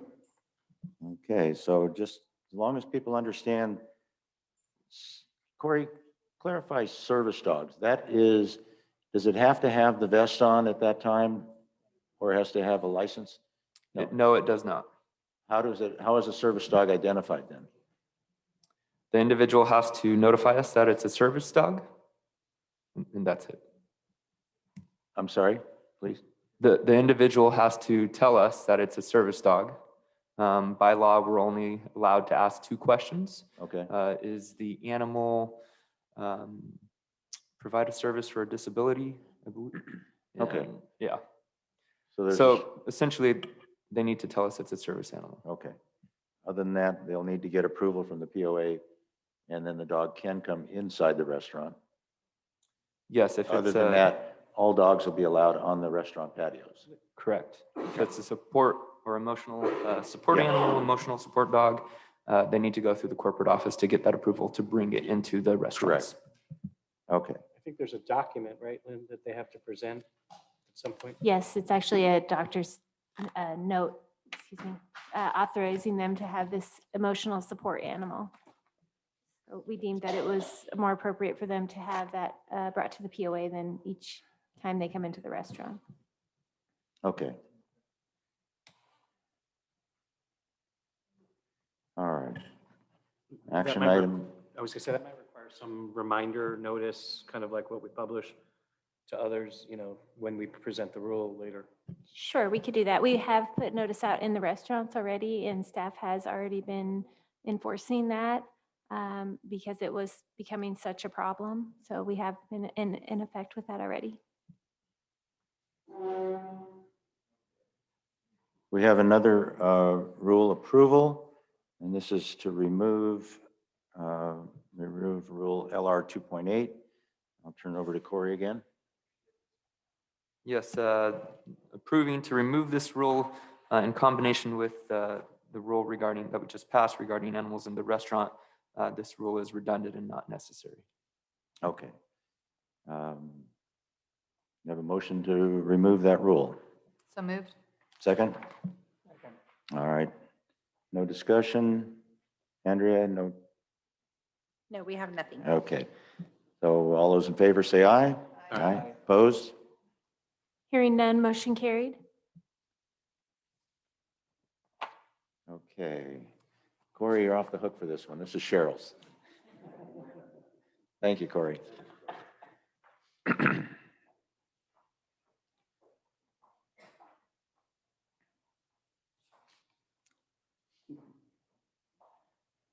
Good evening. So we are bringing back a rule for approval.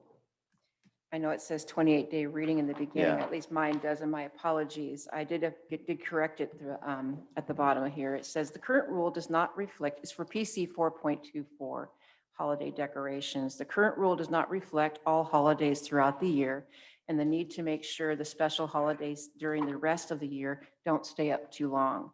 The ACC committee and staff revised the rule to state holidays between January 2nd through September 30th shall not be placed on the property earlier than 30 days prior to the holiday. There's going to be no changes to the Halloween or Christmas decoration timeline. The purpose of removing the last sentence is due to the ever-changing landscape of Canyon Lake with colored luminary lights that will highlight plants and landscape lights and simply decorate their property, as well as special engagements throughout the year that use colored lights and specialty lights. So the rule that I'm going to read it to you the way it's going to be revised. Holiday decorations for holidays between January 2nd through July 3rd and July 5th through September 30th shall be placed on the property no earlier than 30 days prior to the holiday. Halloween decorations shall be placed on the property no earlier than October 1st. Thanksgiving decorations shall be placed on the property earlier than November 1st, and Christmas and New Year decorations shall be placed on the property no earlier than the Thanksgiving Day. All holiday decorations listed in the paragraph shall be removed no later than 15 days after the holiday. And as it states here, colored lights, specialty lights, and icicle lights considered holiday lights are subject to these restrictions. That's been stricken out. So it's the staff and the committee is recommending that the board of directors approve the revised rule PC 4.24 holiday decorations as attached. Okay, thank you. Do we have a motion to approve Rule PC 4.24? So moved. Motion made, second? And second. Any discussion amongst the board? Okay. Well, this is an approval of the meeting or the rule that was presented last month. So I'll call for the vote. All in favor, say aye. Aye. Opposed? Hearing none, motion carried. Okay. This is a Finance Committee alternate member appointment. Next item, it says Susan Daywood. Or Let me present for her. I do not believe she's here this evening. if you would. Sure. Okay, so the background is Finance Committee is in need of one alternate member. The committee has recommended the Board of Directors appoint Bruce Fusser as an alternate. It is recommended that the board accept the applicants to the Finance Committee effective immediately. I believe in your packet is his application. Yeah. Okay. So we have a motion to approve Bruce Mustard as an alternate member of the Finance Committee. So moved. So moved. Second? Okay. I'll just call for the vote. All in favor, say aye. Aye. Opposed? Hearing none, motion carried. Welcome to the committee, Bruce. Our last approval item is for revised rule on special event permits. This is a 28-day reading. We'll get Corey back up here.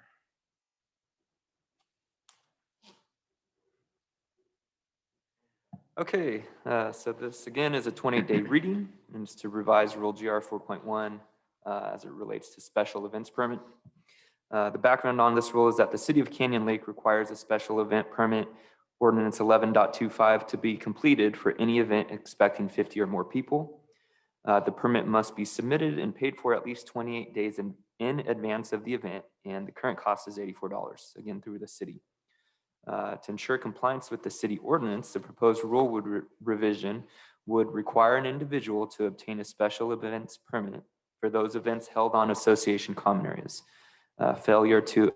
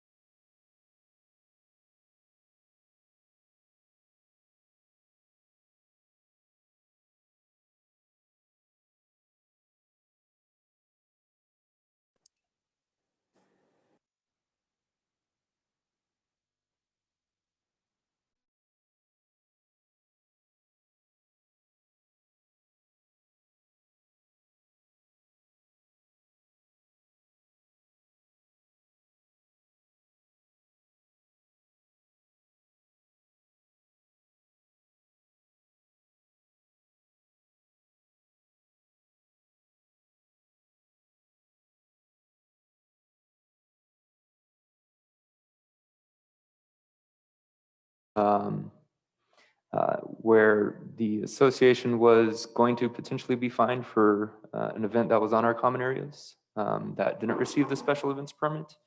We don't feel like it's fair for that responsibility to fall on the entire membership. So we're creating this rule to address the individual who, or the group that is holding the special event. We're putting that responsibility back on them. Shouldn't that be the responsibility of the city to find that member if they did not pull a permit, not us? And shouldn't the city go after the individual, not the POA? It is, but the city has also indicated that because of our unique situation, that the group holding the event should be fined and the people owning the property should be fined. I've argued that issue, saying that the people that own the property are the other 4,799 people that aren't holding the event, and that those people shouldn't be fined. So if one person is holding an event and they're going to have 50 people show up, the city requires a permit. The city indicated they were thinking about fining the organizer and the property owner, which is all of us. And one of the solutions to that is to make the organizer responsible and tell the organizer that we're going to revoke our permission for them having the event, so that the city doesn't get mad at the other 4,799 people, the association, for the act of the error of one person not getting the required permit. It's us cooperating with the city. That's the history. So if we revoke and they're unable to have the event, then there would be no fine from the city to the POA because we have revoked the privilege of having the event. Yeah, and I think the way it's worded, it revokes the reservation for the facility. I also think I hope I successfully explained to the city, it's email conversations only, where we're supposed to have a meeting about this, that it doesn't really make sense to fine the property owner because that's all the other members. So this was one way for us to cooperate with driving home the point that if you're having an event with 50 people, you need to go get a permit from the city. And we already tell them that, our members, that on the application. We've already published that in our Canyon Lake Living. This is one other step. We didn't really have a rule in place to help, to give us anything to enforce on this point. I agree that it is a city thing. And this is a rule that could help us make the point with our members that they have to get this permit. But it looks like if the fine is $100 and a city permit's $84. So in reality, if you don't get a permit and you get caught, it's going to cost you an extra $16. Is that correct? Right. So, are you done? My query is that there are events, if you read the current rule, because I've never really thought about it, but although POA does not require a permit, okay? All events, 50, requires a permit. So there are events I've maybe hosted and others have hosted that we wouldn't know that you're gonna have 5, 50, or 500 people show up. I don't know, 9/11 would have been a good example 2 years ago. And others like it. Needless to say, I won't say the city fines every time. So I'm just not feeling that we essentially need this at this point.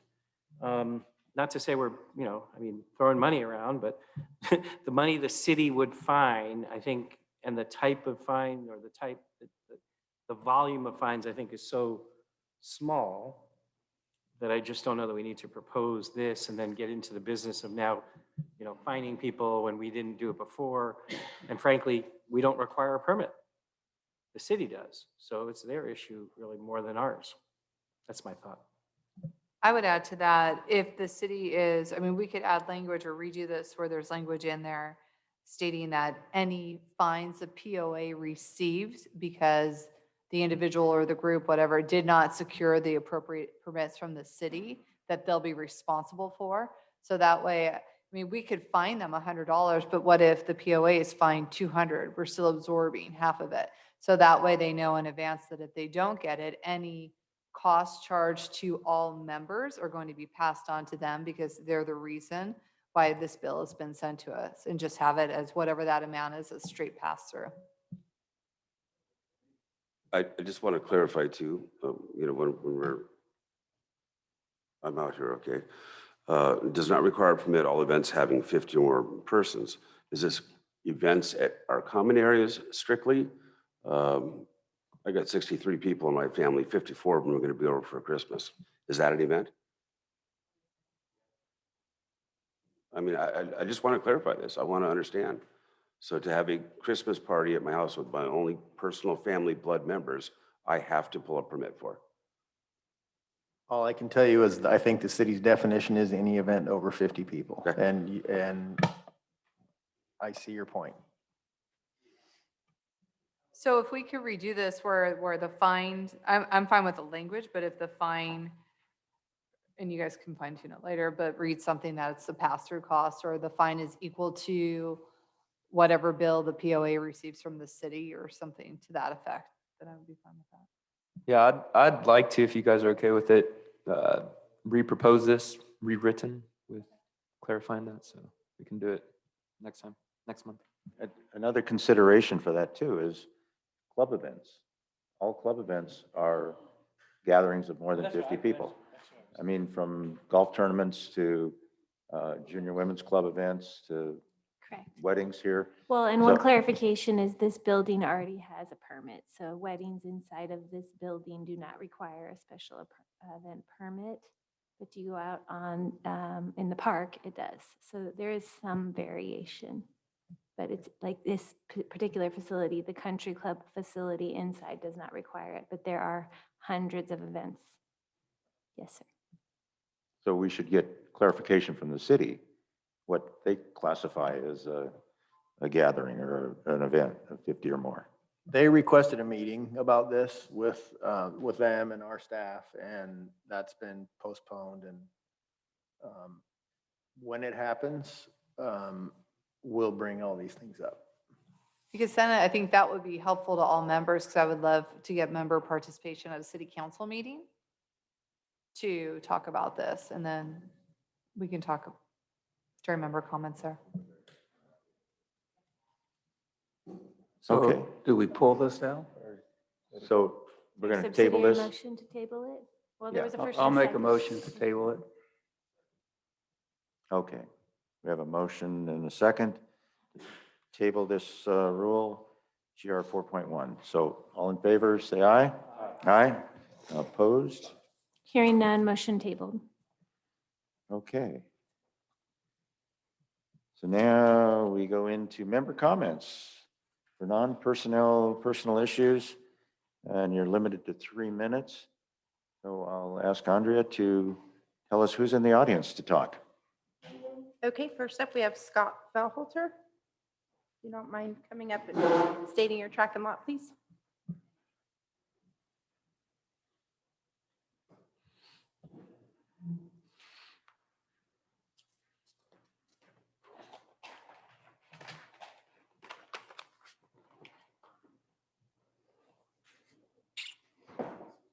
All right, is this on? Yes. Okay, first and foremost, the 3868 is my track and lot. I've lived here for 32 years, and I'm just addressing a proposed modification to a dock in Little Bass Cove, and something that you all have looked at and the committee here has reviewed several times. And I believe that the surveyed plan excludes surrounding docks directly affected. And for that alone, it should not be considered until a complete plan with all surrounded docks affected are shown on the plan, which they are not at this time. Arguably, Little Bass Cove is one of the tightest coves in the lake. The proposal to replace that dock was approved in January of 21 as a replacement only, which was to be parallel to the seawall. On 5 different occasions, the owner's new request has been reviewed and denied by the stakeholders committee of 7 and reviewed by neighbors in a collaboration with your staff. The owner of that property is not a habitant and not required to navigate like the other 13 neighbors who will have to navigate around the dock. Excuse me, sir. Yes, sir. Are you referring to the dock appeal 11A. that is proposed for appeals tonight? Yes. Okay. I'm sorry, I didn't catch it earlier, but that will be addressed at the end of the meeting, and you can speak at that time. Oh, I'm mistaken. I wasn't sure that we Yeah, were speaking. we'll be more in tune with what you're talking about at My that bad. point. Yes, So sir. we'll see you a little later. Thank you. Okay.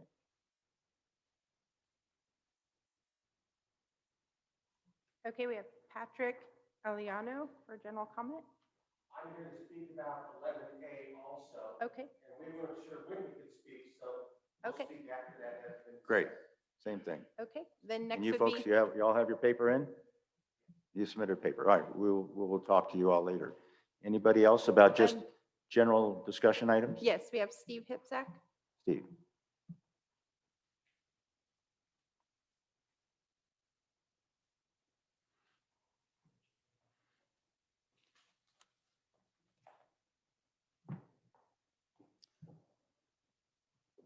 President Joe. How are you? Ladies and gentlemen. Steve Hipsack, 3846-187. I'd like to, first of all, let me say I am not a proponent of motorcycles being driven within the Canyon Lake city limits. I have never owned a motorcycle, but I would like to say something on behalf of the people that own motorcycles here in Canyon Lake. These people have thousands, if not tens of thousands of dollars invested in these bikes. And with the less than adequate sheltering at Main Gate, North and East Gate, when the elements and Mother Nature come down with their wind and sun and rain, well, in this case, just wind and sun, I think that it would be appropriate for some serious consideration to set aside some money to build some decent shelters at each of these 3 locations so these people can protect their investments. I think that is something that is within reason, and it could, in addition, beautify the 3 areas that are in question, because some of the bikes have raggedy covers on them, don't look really good, but I'm just asking that you consider that for a movement, and thank you very much for your time. Okay, thank you, Steve. I can tell you that it is been discussed, and there is a design that they're working on, the FPC committee. So it is in progress. We have had discussions about it, and as far as I know, it is moving forward, albeit maybe slow, but it is, there is a design out there that should provide better coverage and do exactly what you said, give them a little more secure parking. Okay. Anyone else? Yes, we have one more, Chuck Marino.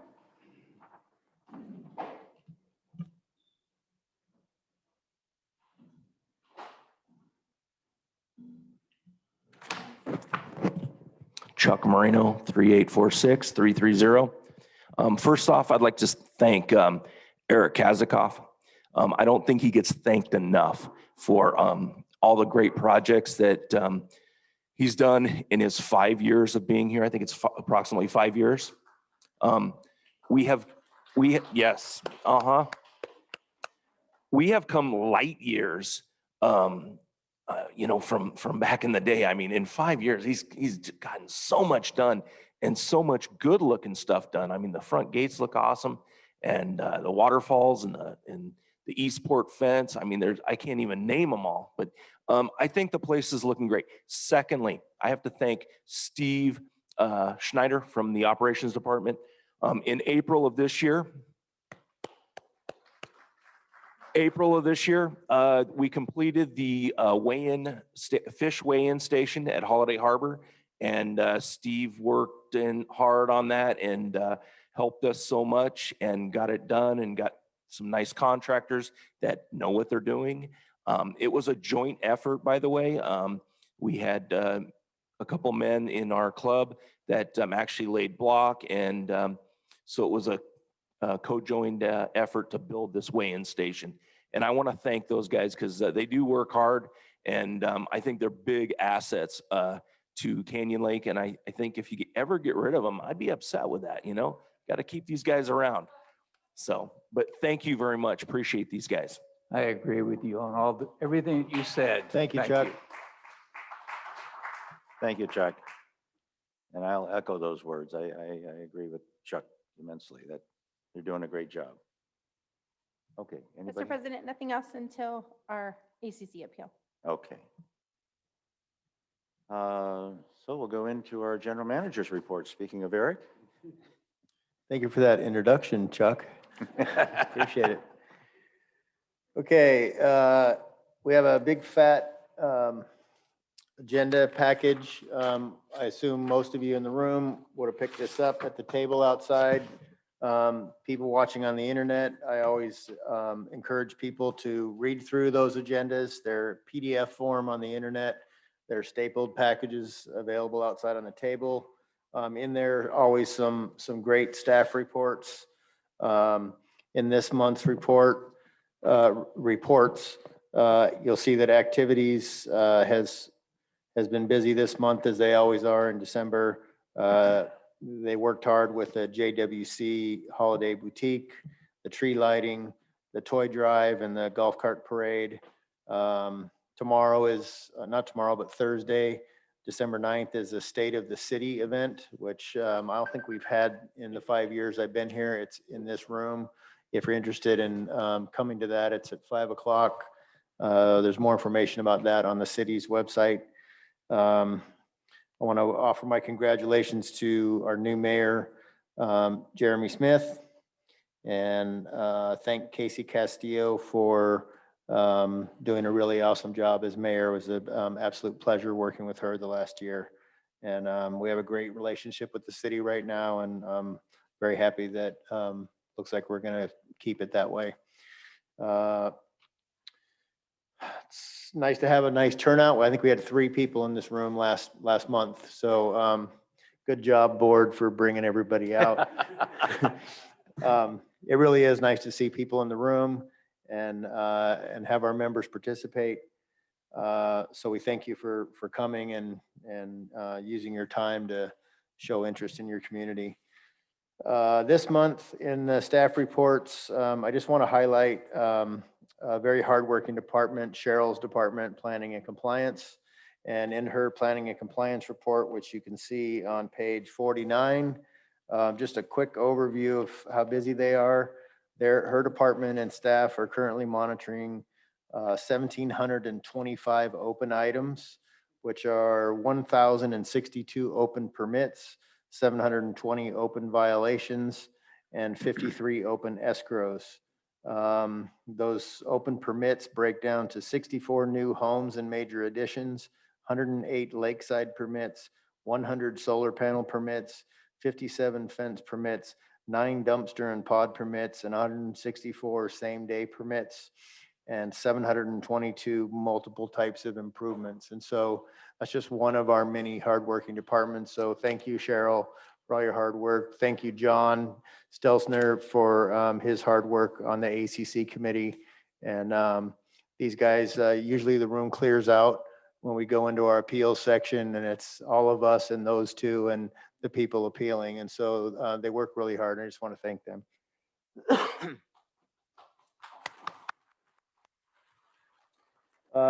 real quick, we're on a pretty big roll with our projects, unprecedented project activity really here in Canyon Lake.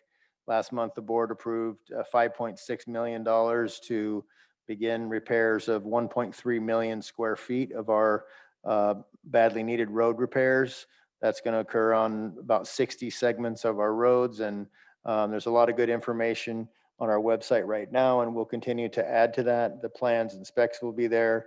We already have a map of which streets are going to be done in this first year, and this is going to be a continuing 2, 3, 4, 5-year project. We're planning on doing 5.6 million this year, about 5 million next year, probably 2 or 3 million the next year. We have 10 million in our road reserve fund, and we're going to continue to spend money to bring our roads up to par. The Sierra Park North development project is finally kicking into, I'd say, probably third gear.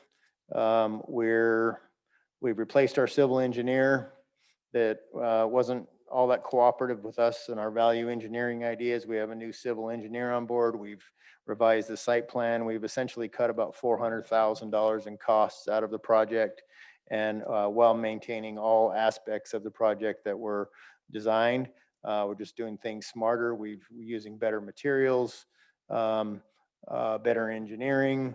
We've reduced the site, completely eliminated some of the very expensive retaining walls by lowering the site. We found a cheaper and much more readily available retaining wall block manufacturer. And so the block walls have started, and we're on a great path, and we're going to get this thing built. Excuse me. Thank you. The Sierra Park West, I guess we call it, the shade structures. That's happening right now. Roadrunner Park restroom, which has been talked about for 15 years. We've had a set of plans that we've been kicking around for at least 10 years that we basically had to redo.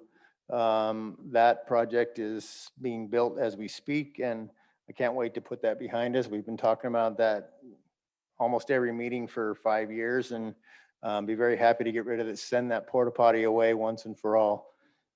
It's been there for 50 years. And that's about all I have tonight. I really appreciate everybody coming out. I do want to add one thing on the boat weight the conversation.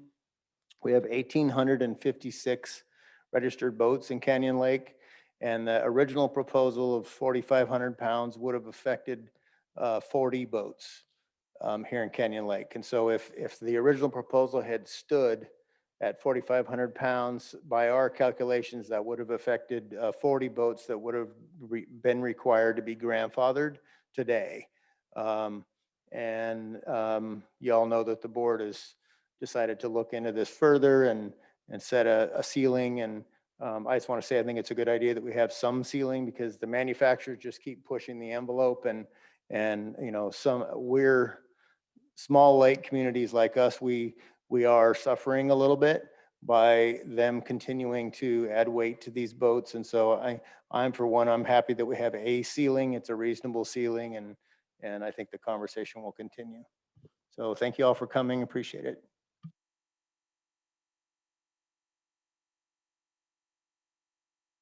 There are 1,856 boats registered, and 40 of them would be grandfathered because they're over 4,500 pounds. Correct me if I'm wrong, Corey. Okay.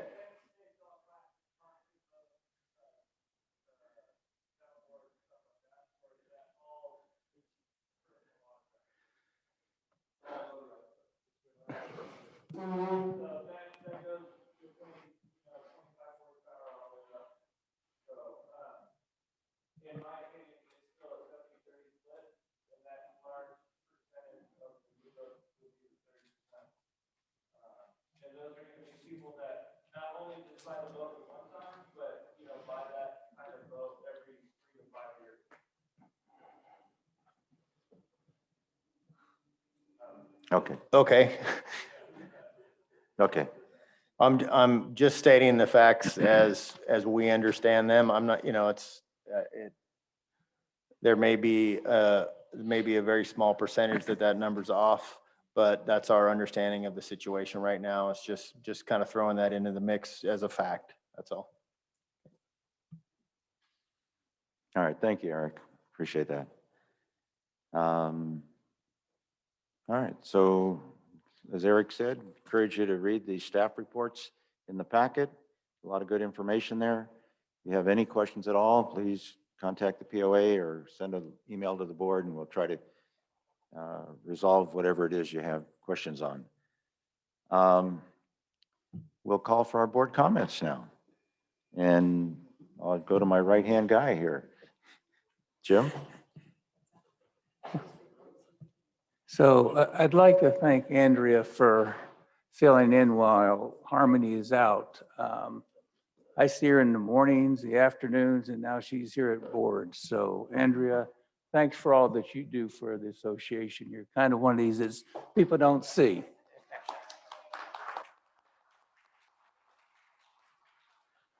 So it's really hard to believe that Christmas is around the corner and the New Year is just about here. So I'm going to wish you all a Merry Christmas and hopefully we'll have a nice, prosperous next year, someday with no COVID. Thank you, Jim. Brian, you have any comments? Well, briefly, I want to say that not to pat ourselves on the back, but to talk about how I think tonight was really, in many ways, the boat issue is indicative of other major issues that this board has faced in the past and will face in the future. And both the working together as a board and working together with our community, the comments were there. They were civil. They were firm in many cases, but always civil and very logical on both ends. It's a very difficult issue, but this issue is indicative of others where maybe in this case, I think the board really stepped up and you could almost see literally like the development of thought and process in this and the dogs and other things tonight that I don't know that we've seen over the years and that I hope we continue to see. And frankly, I really, there's a lot that goes into this and I sometimes tell people when they come up to me, trust the process. We're not here to create more problems. We're here to try to solve them, but we can't solve them all perfectly every time. But we certainly try our best. On that note, I thank you all for your support. Thank you for continued support, and thank you all. And you, Joe, thank you so much for all you've done this year in leading us. I wish you all happy holidays, whatever holidays you celebrate, and of course, a wonderful Happy New Year. And let's make 2022, I'll say even better, a lot better than 2021. Not necessarily, I mean, I think it's been great here, but I think the country and the world, we really hope that it just gets better, not just COVID, but everything. Thank you and God bless. That's great, thank you. Renee, you have any comments? Just a few. I wanted to let everyone know that the senior center is having a Christmas dinner this Sunday. It starts at 4:30. There's been some other, I think in the Friday flyer, it said 5:30. It starts at 4:30 p.m. So if you're planning on attending, well, if you haven't told them, please let them know, but it is at 4:30, not 5:30. Finance Committee, if you're planning on going to that meeting on Tuesday, the 21st, it's not occurring. It's dark in December and we'll be getting ready for budget season. And last, because a comment that was made earlier, I just want people to know that when you email the board on the day of a board meeting, before this meeting, we're in executive session from 1 until sometimes right up until this meeting. So it's very difficult for us to respond to emails on that day. I stopped responding about 12:15 when I had to go put mascara on and get out the door. So just know that if you can email us either early morning or in the days prior, it would be helpful for us to be able to respond to you in a timely fashion. Thank you, Renee. Tim, comments? Well, once again, Kenya Lake never disappoints. The events that we've had and like the golf cart parade and stuff this last weekend, just to drive our community and see all the Christmas spirit and all the joy out there and everything is just amazing. I just love our community so much. I'm so grateful for our staff, and our board really is working well together. We don't always agree, but man, we're getting it together and we're working things out. And I really appreciate everybody's patience in this community. And like Brian says, trust the system. And everybody, Merry Christmas. Thank you, Tim. You know, today's executive meeting was a little bit of an eye opener for me because quite honestly, I thought we had direction and a census to move forward with some rules. And after a healthy discussion, we came to realize that maybe we should back off a little bit. And while I wasn't wholeheartedly part of that thought, but I was convinced, and I want to thank the board for, you know, honest and thorough discussion, and you know, just kind of helps you open your eyes and make sure that you're trying to do the right thing. So that was a real positive thing for me today. The FPC meeting did not meet in November, and we won't be meeting until Thursday. So if you're interested, I don't know if Mr. Hipsack's still here, but you can come to the FPC meeting and talk about the motorcycle storage there this Thursday at 3:30 in the Magnolia Room. I saw in the patrol report that the speed trailers are still out there. They're writing a number of tickets, so just beware that they're out there and they will cite you. And there's not much you can do if it snaps your picture. There's not too easy to argue your way out of that one. So just be careful on the roads. Eric mentioned Sierra Park going forward. I'm so excited to see that, knowing that it came down to a vote of the community that I think most of the board realized that it probably would never pass, that the community would allow us to spend $2.2 million. They did, and we had issues with the pricing, and it's been quite a ride, and Eric has led us through it brilliantly, and now we're through the worst of it and we're moving forward. So that's great news. Thanks, Eric. The irrigation project is done. I can officially say that it's done.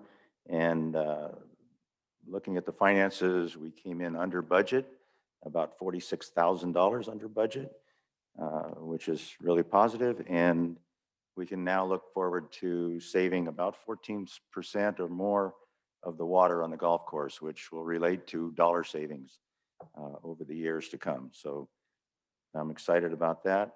And we will be submitting the final application for the grant that could bring us as much as $97,000 through the Metropolitan Water District. So that's a real positive thing. So with that, I will wish everyone a very happy holiday and Merry Christmas. And we will break for appeal, but we'll take a 10-minute break and come back at 8:25. That's good for everybody. I'll call for adjournment. Motion to adjourn. All right, in favor, say aye. Aye. Meeting adjourned. Thank you all for coming. And we will be back in 10 minutes for our appeals.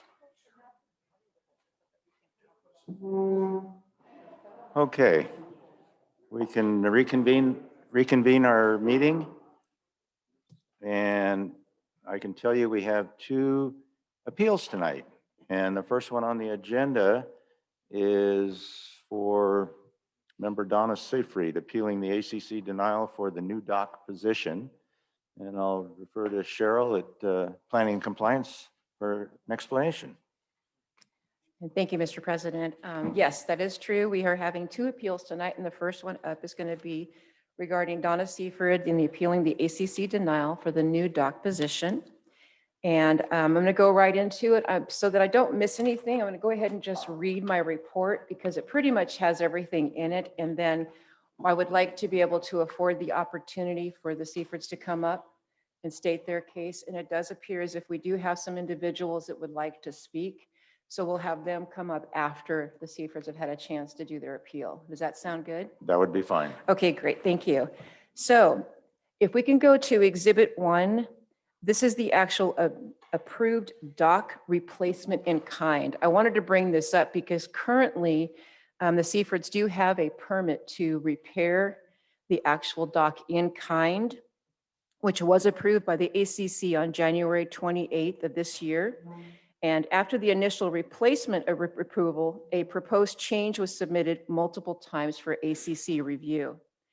On Exhibit 2, the application for review came on May 27th, which was denied. The dock plan interfered with the navigation of the cove. Exhibit 3 shows the application for review on July 8th of, I'm sorry, it says 29/21, so I guess we're going into the future here, which also was denied. The committee recommended a cove meeting at that time. So we did conduct the cove meeting, and Exhibit 4, the application reviewed July 22nd of 2021. The cove meeting was conducted. 17 invitations were sent to the surrounding cove members, including a land surveyor. 11 members of the cove were present along with the surveyor, and of the 11 members that were present, there were 8 cove members that showed concern with the plan and did not agree with the proposed dock reposition. Two of the remaining 3 members agreed as long as the dock did not move any farther into the cove, and the remaining member did not agree in its entirety. This cove has been seeing many cove changes over the past 15 years that I have been here, and due to the size and navigational hazards with egress and ingress with boats as shown on Exhibit 5, all proposals are reviewed during a cove meeting, and the cove members are given time to state their concerns. Many of the cove members have shown concern with good cause. Over the years, there were changes that took place without ACC approval that made navigation extremely difficult. The current plan shown on Exhibit 4 for Lot 244 would bring it out further into the cove, which is what the committee is trying to avoid. The proposed dock is oversized as stated in the general design presented in PC 9.4 below. These are guidelines only, and for the most part is used in all consideration for dock changes. Oversized docks are approved when the location warrants and no navigational hazards exist. Both the ACC committee and staff recommend that the board deny the members' request and push any changes back to the ACC committee for review. Currently, there is an approved replacement in kind dock permit. And so what I have prepared for the board is the rules which helps the committee to define what their answers are going to be, whether it's denied or whether it's approved. And I talked about this, the general design for the new or replacement docks. As it's stated in the rules, these are general guidelines. The committee does go around these guidelines as it warrants.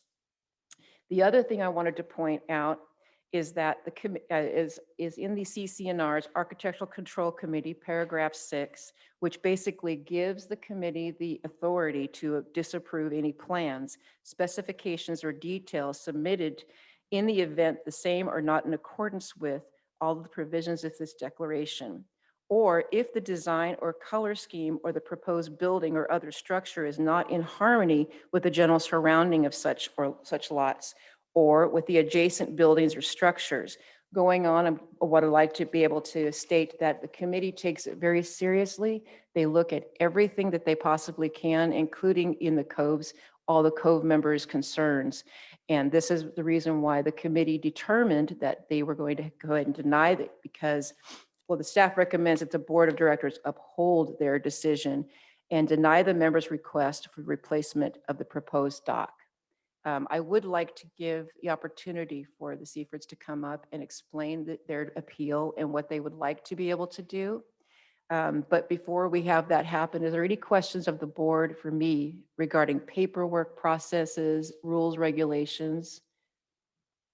Or are there any questions you want to wait until the very end? I'll ask the board. Any thoughts, questions? Doesn't appear, so we'll keep moving. So if we could put it back on the exhibit, I'm going to share which one it is. Exhibit number 5, this actually gives you a good indication. This is an overview, and it's a very recent overview that we did. And you can see all the lots are labeled up there.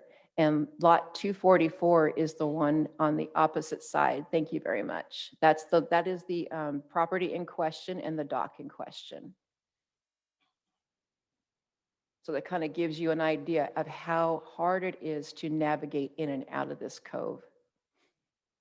We've been in this cove many times for different docks and different proposals and for different properties, not just for this property. And it's not an easy one. It's not that they don't want improvements. What they want is not to have any more difficulties added to this cove. It's already a difficult cove. So.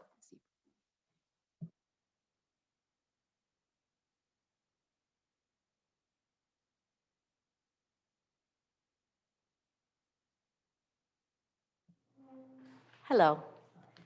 My name is Sherry Hagan, and my mother, Donna Seifrid, is the homeowner there. And so I'm here tonight speaking for her. So yeah, the dock was approved in kind. My mother submitted that paperwork a year ago this month. And that was a 45-year-old dock that was original to that house. And so after we talked with the dock guy, he suggested that we bring it up to date so that it would allow for any boat that anybody had on the lake, that it would be able to accommodate that. So he suggested that we do the 16 by 26 dock, which Cheryl, you said it's oversized. Now, he told me that the biggest they can go is 18 by 28. When I stated that it was oversized, it's just oversized from the general design. That doesn't necessarily mean it wasn't. Yes. Got it. Okay. So at any rate, the problem that we have with that in-kind dock, and you guys talk about, ease getting in and out of the cove. It's really tough to pull. My dad used to have an old glass-drawn boat. That house is a rental house, by the way.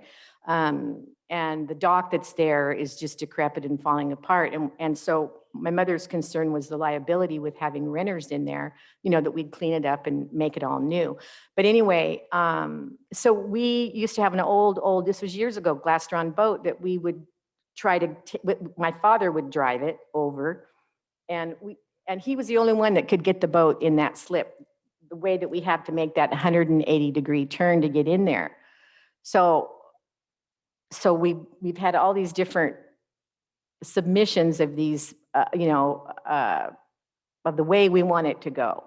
And so for us, pulling in there and having to make that 180-degree turn is really tough.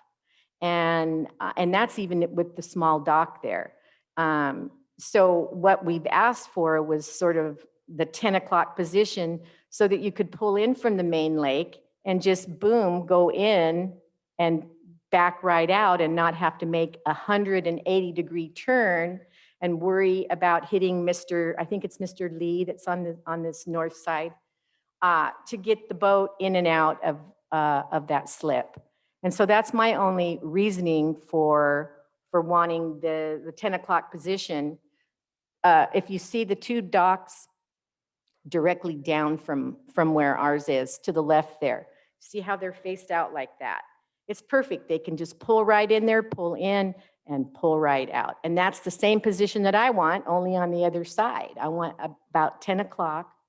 And then in the meantime, Mr. Rowland was approved, which we missed that Zoom meeting. My mother was sick and we didn't get the paperwork and blah, blah, blah. But we missed that meeting, that cove meeting. And Mr. Rowland was approved for that side dock floaty thing that he's got there. And in one of our last cove meetings, John, I think you said, because we talked about putting it that way. And you said, well, we can't do that now. We've got that floating dock in there and you guys had already approved him. So that's kind of where we are. I don't think it's over anything. It's not any bigger or, intrusive than anything else that's in that cove. So that's where we are. And I'm kind of at the end of the journey now. It's been a year and hoping that we can find a resolution. we're not trying to be difficult at all. We would like to replace the dock, improve the property value. We have renters in there now, new renters. We could have rented the house for more had we had, a proper dock. The people do have a boat that they're going to dry dock. But anyway, that's where we are with it. And so hoping today that we can come up with a resolution so that I don't need, my whole thing is to put that back in kind, even the larger dock, to pull in there at that 180 degree. I need a stick and a paddle and a first mate. And I'm not always going to have that with me. So it just seems to me that it would just be very easy to get the boat in and out at that angle.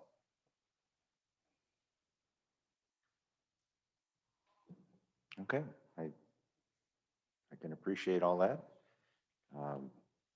One question I see, and I don't know how true the photo is, but the dock on either side of Ms. Seyfried's dock seems to be a little further out into the waterway. And I can't tell how many feet that is, but is there any room to angle her dock and stay within that I have an angle. radius? I have an angle. But- Cheryl, do you have that paper? My drawing that I have? If we can go ahead and go to the other exhibit, and then I'm going to go ahead and let John speak a little bit because how the committee reviewed this, it's not going to be that exhibit, it's going to be the next exhibit, exhibit number 3. And unfortunately, we didn't have anything other than that. That was our scanned plan, and I do apologize for the sticky over that, but this is the Yes, yeah. actual plan that you are referring to that you would like to do, correct? Okay. Or something close to that. Again, it's the in-kind thing and parallel to the dock that's just got me, I'm just not going to be able to navigate a boat to get it in there like that. And I think that's actually unreasonable to have to make a 180 degree turn to get in there when you can just see the pathway and I'm one boat coming in there. It's not like there's like down here in the marina, there's 125 boats all crammed in next to each other. They've got maybe 30 feet between those boats, 125 of them. So I'm just saying it's one person pulling in there. I don't see how it's that big of a deal. The issue, I think, is the encroachment into the waterway that we're concerned with. And if you can come up with an angle that will allow you easier access and not encroach into that waterway, would seem like a simple solution, but maybe it's not practical. I don't know.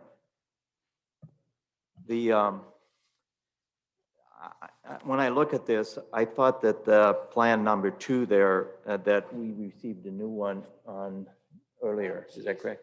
And so she would like to have this one? Okay, all right. So yeah, it's plan number 2 is what she's looking at, which has that yellow Post-it note on there. Yeah.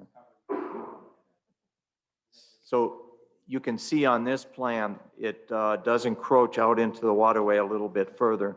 One of the things is that the dock was originally set up so that it was, so that the neighbor to the north, which is on lot number 243, they kind of shared a big area but it required a 180 degree turn to get in. And what she'd like to do is have the opening more toward the end of the cove, which would be toward lot 245.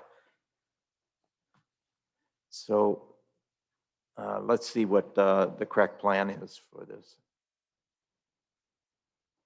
Another question I have on that, John, while you're waiting is. Yes, go ahead. If that left finger of the dock, as it's angled out. Correct. That would encroach into the waterway, if that could be shortened to 10 feet off of that finger, that It would not encroach at that point. Yeah. Well, Yeah. but it would be much further in. It was something Okay. that we had discussed at the meeting, but she said that she wanted full finger on that side. Okay. Turn your microphone on here. Sorry, we did talk about that. I Right. remember, and I thought, ooh, maybe that would work. But what my dock man said to me, well, then you've got that whole area of your boat that's Yeah, that exposed boat if is somebody else exposed. barrels through there. So I thought, well, as a safety issue, Yes, I agreed with yeah, with that there would be a problem by shortening the finger. right. I'm game for anything, really, other than that parallel in-kind business. I mean, if I can just get an angle of some sort to get in and out of there. Okay. And remember, you said also, that Mr. Rowland was sort of encroached over. Yeah, so the discussion about that, which is on lot that she's talking about, is on lot 245. Because her dock was previously facing to the north, they had an opening toward slip for the dock on 243, that we allowed 245 to put a side tie lift, a small one, that now could be an interference for her getting in and out. So, so that is a problem. But our main concern was the fact that it will stick out further into the waterway than previously. You can see the dotted plan for the existing dock there. But this plan here, it is plan number 2? Okay, plan number 2 shows about about 7 feet. I think we measured it, and it was about 7 feet on the original plan that it would come out into the navigational area of that cove. And it's extremely tight. We had previously, we had a dock over on the other side of the cove that was 9 feet intruding out, and it was a serious problem for navigation. For anybody that's driven a boat into this cove, it's tough. And we've had trouble, I understand, with Marine Patrol coming into there. It's hard to turn around. And even worse, I think, if you have an inboard, like some of the members have that live in this cove. So, but we kind of listened to what the neighbors said, and I don't know what a good plan is for this thing, how we can do it. It's very tight in there. And a possibility is just to bring it in maybe a few more feet to, bring it in closer so it doesn't have such a big wedge in there that sticks it out so far. But no matter how they do it, it's still going to be hard to get into. Brian. So I don't know the process exactly, but what was, I see something called final plan. I see something called Plan 2 received July 1, 21, and then I saw something before that, which I assume was revised from prior. So what, the final plan is actually rejected as well, or? Yes, I can answer that for you. Thank you, Cheryl. Yeah, there was no new paperwork for tonight. That was one that was rejected, the one that's up Oh, you're there. talking. Okay, Sorry. so are you turned off? Okay. All right, so yes, what was, the final plan was the last plan that the committee reviewed. In talking with, I'm sorry, you said, Sherry, she said tonight she would like to have Plan 2. And that's what it was. So yes, we did review several plans throughout the course of the year. And Cheryl, is it? Sherry. Sherry, Ms. Hagan? Uh-huh. Okay. You also said, I think just now, and I don't know the process here, but I'll just kind of jump in, that you're open to kind of whatever we can do to facilitate, because I remember my first days here and my even recent days here, and I don't think I could turn my boat around like that. That would got to be commended for that, especially a large boat. So I've heard some suggestions from Joe, for example, maybe others, of kind of like turning the knob a little bit, so it's a little less. Yeah. So is that something that we talk, I mean, is that what we can do tonight? I mean, kind of like come up, brainstorm here? or No, so what you're looking at tonight is what's being reviewed. It's either you're going Right. to approve it or reject it. If Okay. there's going to be any workings of it, then we would have to have another cove meeting. Okay. Because we do want to make sure that all members are So- understanding what's happening. So which one are we approving or rejecting then? Final plan, but I heard plan two. Oh, It's Plan 2. The Post-it note that's on that thing right now was probably supposed to be on Plan 1, and it got moved or something, somehow got. so, Yeah. well, but what if 22 feet, I just want to finish, I'll be done. Cheryl's shaking her head. I want to If the clarify. 22 feet was 18 feet, you know, her boat sticks out or whatever, I don't know how big the boat is. I mean, that can't be done tonight. Okay. So, interesting. Thank you. Because any changes that take place have to go back to EVMWD for approval or for their consent. And so that's why this takes so long, you know, for docs, is because we review after the EVMWD is given consent. And so any changes has to go back. Okay. Is there anything else you want to cover, or we could ask the homeowners for their comments as well? If you want to That's all I break? got to say. Okay. Well, let's call in the homeowners that would like to comment and hear what they have to say. Okay, we'll call up Scott Fellholter first. Yeah, please give your name and track and line. My name is Scott Fellholter, 3868 242. First of all, we're looking right now at plan from April 28th. Can we go to the plan we're talking about? Because it's been denied 5 different occasions. So you're seeing all of it. So if we can scroll down to the last one, please. That one right there. My understanding is that is the plan that was being discussed tonight. Is that correct or incorrect? Okay, so yes, this was the final plan that was reviewed by the committee, but the member decided that they wish to go with Plan 2. Okay, that certainly is what other people here have been made aware of. So I'll just address my overall concerns, if that's okay with the board. The surveyed plan, as you see it right now on that one and others, it excludes the surrounding docks and the ones across the cove from it. In fact, that line coming off of that one, or even Plan 2, don't show the owner directly across the cove from them, who would be most affected. He wouldn't be able to navigate, nor Nana out of their dock to access their own docks. Pardon me.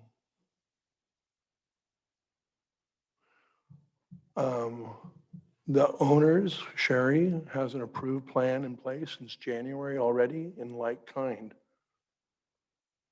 Arguably, to the board or the committee's points, Little Bass Cove is one of the tightest coves in the lake. And on 5 different occasions, the committee have looked at, reviewed, and denied, along with the 13 neighbors in different aspects of reviewing this. All of our time, just like yours, is very valuable. We've all sat through these cove committee meetings for the last year. We are all stakeholders. We are all habitants that live in this cove and have to navigate our boats in and out on a daily basis, on a regular basis. And any hazard that projects a dock further into the cove, into the waterway, affects the safety of all of us. The distance proposed in the different dock configurations pushes the dock out 7 to 9 feet before a boat with an extended swim step or motors extending out further can be as much as 11 to 14 feet. When that motor is raised off the back of, say, a pontoon boat is measured from the pontoons. The deck and the extended motor extend significantly more, which further compromises the navigatable waterway.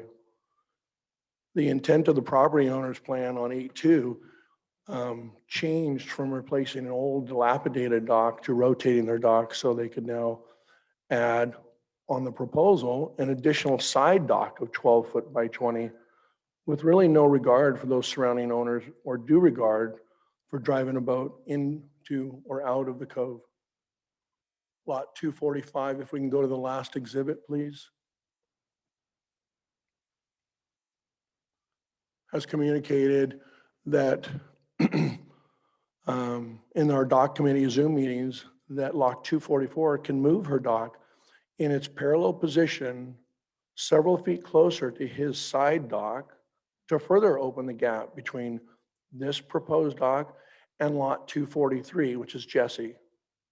And that opening would further improve and increase the gap for both this owner at 244 and 243, allowing them both a significantly improved navigatable ability to get in and out of both of their docks.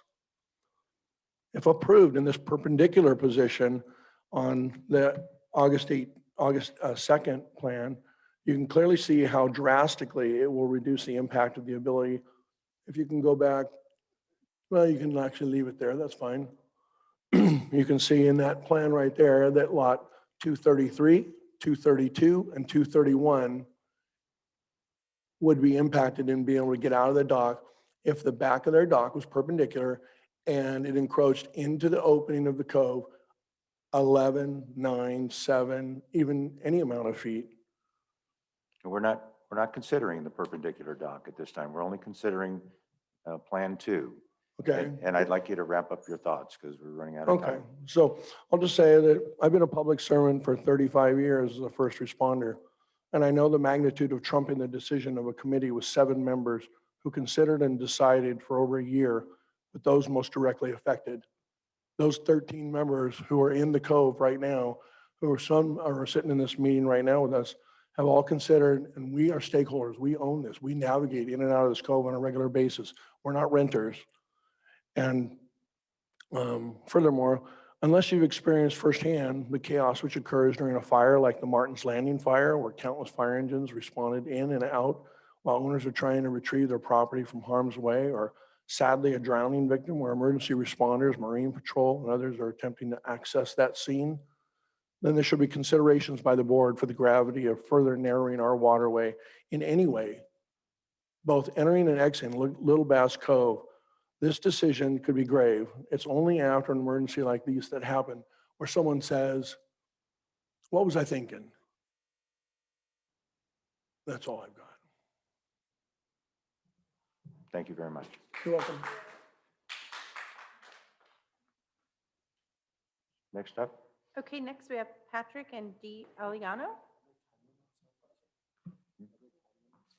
Speaking? I haven't got them in 3 minutes, but I ran on.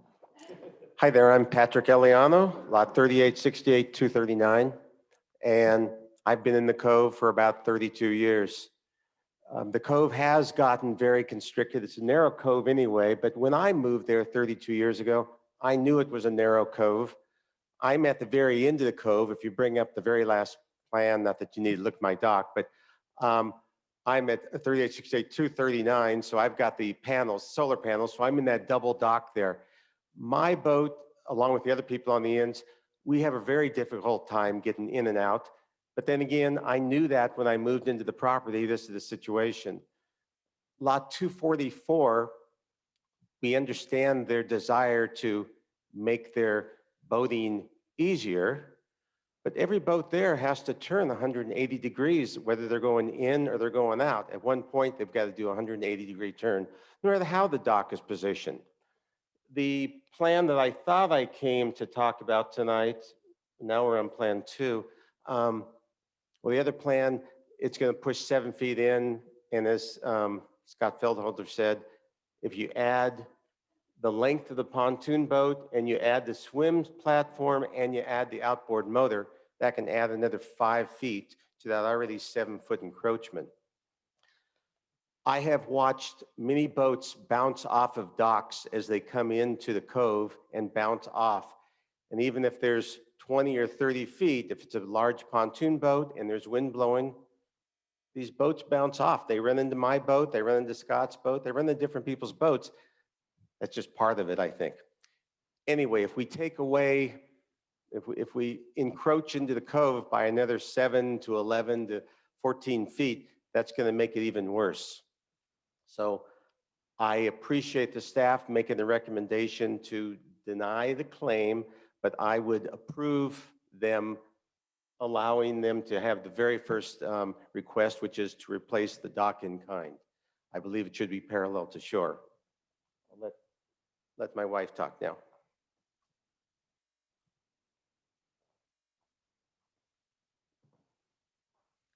Good evening, board members. As my husband stated, I'm sure others, we've lived there for 33 years. And everybody does have a constraint getting in and out. And we have also seen a number of property owners utilize that existing dock in 2 configurations, the current configuration and then also perpendicular, and had complete ability to navigate and get in and out of that. I don't think it's reasonable to plan for a dock in a tight cove to a maximum boat. And so asking for 26-foot lengths, our dock lengths are 20 because we were constrained to that in the back of the cove. And others have been constrained as well. 26 is really an optimum, it's a maximum if you have open water. But if you're in the cove situation like this, not only is the length of the leg, dock leg, extending into the navigable waterway, but as others have mentioned, and really, if I could make a suggestion to the ACC, you almost need to include that additional 5 feet of what that swim step or an outboard, if it's a pontoon boat, is going to be, because that's really not shown in the drawings on most of these. I'm really kind of disappointed because I heard the property owner earlier say she wanted to work this out and look for ideas, and we've certainly offered ones in the cove meetings, and then she didn't stay to hear any of our comments. We believe that everybody should have a dock. Everybody deserves to utilize their property to the full extent. That's why we're here. But you can't have the individual outweigh the majority of the property owners in the cove that use it every day. We all would like to have something bigger. It's just not possible. And I would really commend your ACC and your staff. They have worked and worked and worked at this. We've been in all the cove meetings over the 30 years as the docks have come in, and we've always been able to come eventually to a conclusion that would work. And I would just ask you to trust your staff and trust the committee for the work that they do, because they do put a lot of time and energy and detail into it that I know we can't get into here tonight. And so I would just encourage you to uphold the prior decision. You know, if they still need to work on it, then maybe they have to go back through the ACC process. Thank you very much. Appreciate it. And we are aware of the amount of effort that, well, we may not be aware, but we understand they put a tremendous amount of effort into everything they do. There's probably a lot more that we don't even know about, but we thank them for that. Was there another? Yes, we have Christian Mayo.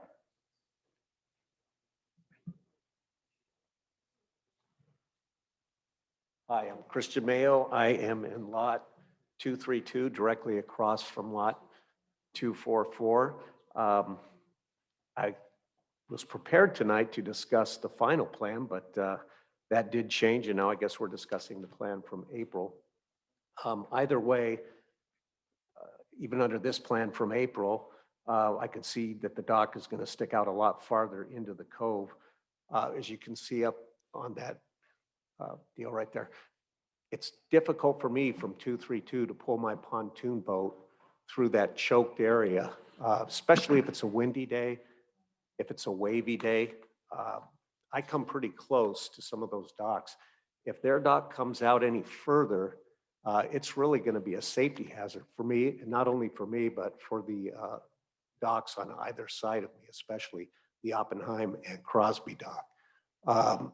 And it basically for everybody in the cove. As you can see, it's very congested. And I think this is just going to add more to that congestion, and it becomes a safety hazard. So that's where I stand with this. I also wanted to point out that in all of these relocation plans, my dock was never even shown. And I'm probably one of the most affected docks.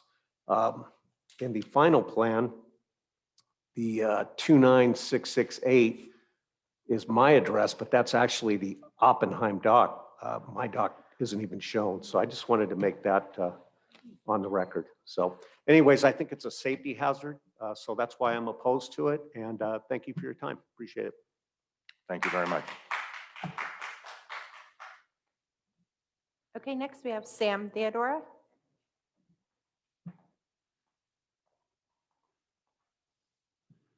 All right, Sam, I can tell you to be brief, right? It's been a long night. Sam Theodora, 3868, 237. I was prepared to talk about the final plan that was sent, and now we have a curveball here, and we're all scrambling.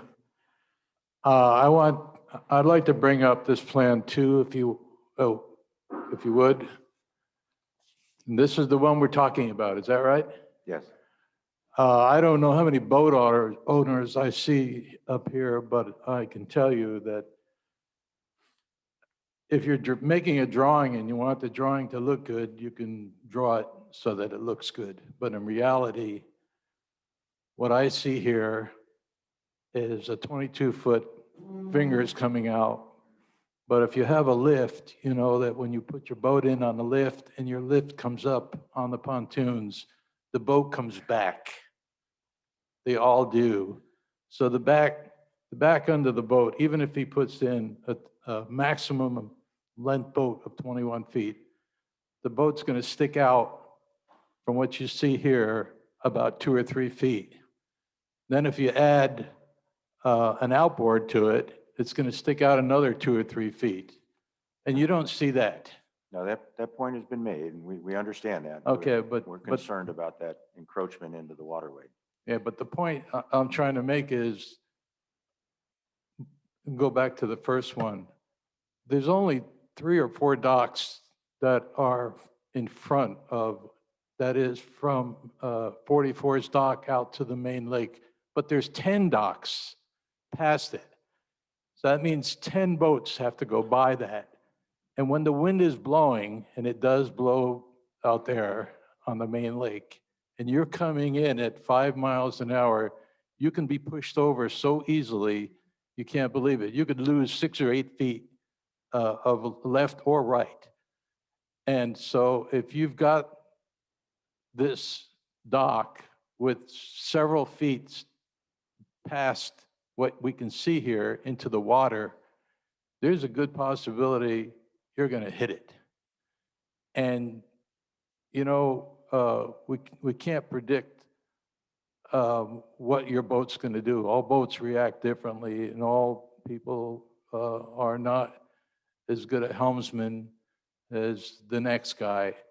And so what we're trying to do is make our dock, our cove, as wide as we possibly can to accommodate the other 10 docks that are past the one that 44 wants. So the further we can get 44 to push their dock in toward the seawall, the better off we are. And that's what we're trying to strive right now. I understand. That's all I have. Thank you, Sam.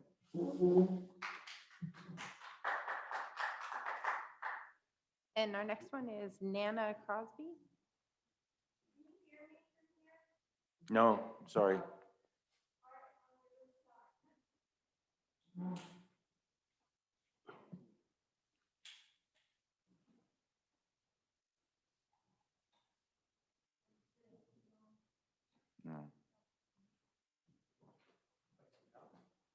Would you like some help?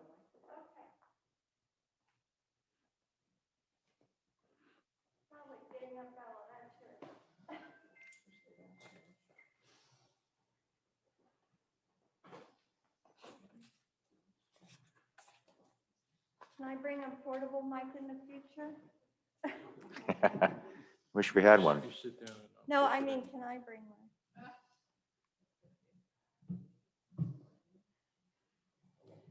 Hold on to it. I got it. Okay. I'll push in. All right, How's that? good. Thank you so much. Thank you, Sam. Hi, I'm Nana Crosby, 3868, number 231. You're looking at the correct picture there. I'm the red one in the middle, directly across from 244. My dock entrance faces into the cove to protect the boat and the dock from all the wakes that I'm still challenged with in that area. I'm already challenged by my space at my entrance being reduced from 47 feet to 30 feet, and now having to access and exit that dock and get around 232. If she brings her dock out, I don't think it's rocket science. You see, I'm going to have a problem getting in and out of my dock. So I can only have a pontoon boat. I can't climb in and out of boats, and pontoon boats can be accessible. But the pontoon boat doesn't maneuver as well as some of these other boats. So given everything that everybody's brought up, the wakes, the wind and all that, I'm already moving all around that cove, let alone first trying to avoid 232, but then my recovery's gone if 244 brings her boat out. I asked her to put the measurements from her dock on her plan where the entrance is to mine, and she still hasn't done that. She still does not show the distance from hers to mine. The distances that she put on the plan are not correct. So what I was, again, like everybody else, I was prepared on what we were told was the final plan. But when I look at those measurements, it's really 26 feet approximately.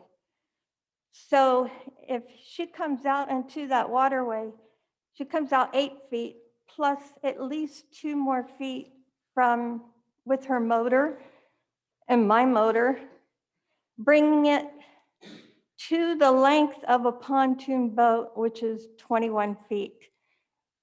The DBAW boat slip clearance criteria is 1.75 to 2 times the length of a boat to maneuver around in that waterway. You're doing it like this and you're telling me that I'm going to do it equal to the length of my boat? I'm going to ask you to wrap it up. You're running out of time. Yeah, I know. So basically, it's not following the guidelines of the ARC, and because some of these haven't, we're faced with this problem. And the good people who did follow the guidelines, you know, they're still, it's still problematic because other people aren't. It's interferes with the rights of the adjoining owners, which is part of your CC&Rs. It interferes with recreation of the adjoining owners. It interferes with the maintenance of the neighbors' docks. So she said herself, it makes things easier for her and it improves her property value, but it's at our expense. It makes it harder for us and it decreases my property value. So Scott brought up an option that you didn't want to hear, but my point is, why choose an unsafe option when you have a safe option? And I think that that's paramount here in looking at this. We understand, and you made your point very well. Okay, I just want to make sure I didn't have any other points to make. Thank you.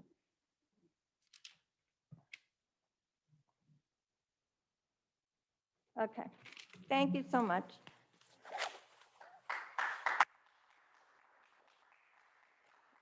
I have 1 minute. I don't mean to interrupt in the meantime while we're Thank getting you. ready. Does anybody have new information, something we haven't heard yet? It's getting late. I'm just trying to be respectful to everybody. I want to hear everybody, but if it's nothing new, do we need to go again and again and again? Director, that's the I see. last comment we had anyway. I see a hand in the back, but did you fill out a form to speak? Did you fill out a form to speak? You did? For this, for this? Okay. Okay. Yeah. With your name, track, and lot again, please. Hi, Christopher Gorell, 866046, I believe. So when it comes to a Cove meeting like this, I myself am going through a Cove meeting with a customer of mine, and it's not that he doesn't have the space, but this is a recurring problem that I see, is that they're stuck in between a rock and a hard spot. One of the things that I would suggest, instead of rotating the dock like she was trying to propose in the drawing that they'd had, one of the ways that they can maximize the space is if instead of taking a dock that only has limited space in between the two neighboring docks, is that you limit the outside finger. Okay, and instead of a U dock, you do a J-shaped dock. That way they can approach it in such an angle to pivot and rotate. Now, there's a couple of different circumstances that I can think of off the top of my head in different coves, but in these particular circumstances, it would behoove one to try to give that customer as much space down on the water as possible, but not interact with the surrounding docks and stuff like that. So one of the easiest solutions is you make a misshapen dock. Now, I understand that they would need a canopy to cover the full length of the dock and stuff like that, but the dock has to be designed in such a way that it can counteract the weight for a misshapen canopy in those circumstances. So in this, instead of a U dock, it would more like a J-shaped dock than an actual U, but then still give them enough space to where they can put the cover on the boat, stuff like that, and then allow them to maneuver in such a way that it wouldn't interact with their neighbors and things of that nature. Now, one of the things that I have a question is, in a circumstance like that where somebody has a side tie boat lift, does it entitle their neighbor who has an existing side tie boat lift to encumbrance that space, or is that something to where they would have to dispute those individually? Nothing on the lake is final, but this is really not the forum to discuss any changes. What we're trying to do right now I just is have a suggestion for that one dock, but that was one of my you questions. can bring it to that person. Okay. Thank you. But, and just to recap on that, is when you have limited space and somebody's trying to maximize their space on that particular area, if they're trying to park a specific boat, is that think outside the box. And if you do a unconventional dock in that circumstance, they can still get away with a lot more square footage over the water, which is what somebody's going to look at as an investor if they buy the house. But don't limit the person just to the conventional thought. There's different ideas to stuff like that. But that's all I wanted to add on that one. I understand, but the process is that we have one design in front of us that we have to decide. I understand, but if it's approved or not. Trying to make it more aware. You have a good idea. It was mentioned earlier, No. and hopefully they can put their Okay. heads together later. Thank you very much. Thank you. All right. So I will ask the homeowner, I don't see her, Sherry? She left. Oh, all right. So I wasn't aware. So we'll discuss if the board has any motions they want to make, if they want to table it, where they want it, where the board wants to go. I'll make a motion to reject the project. I'll second that. Okay, we have a motion to reject the appeal and a second. Now we have any more discussion? So if we reject it, Cheryl, if I understand correctly, she could come back with the J doc, Q Correct. doc, Y doc, or whatever else for the future. Okay, thank you. Okay, we'll call for the vote.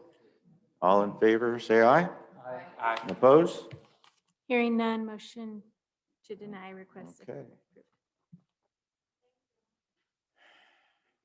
Okay.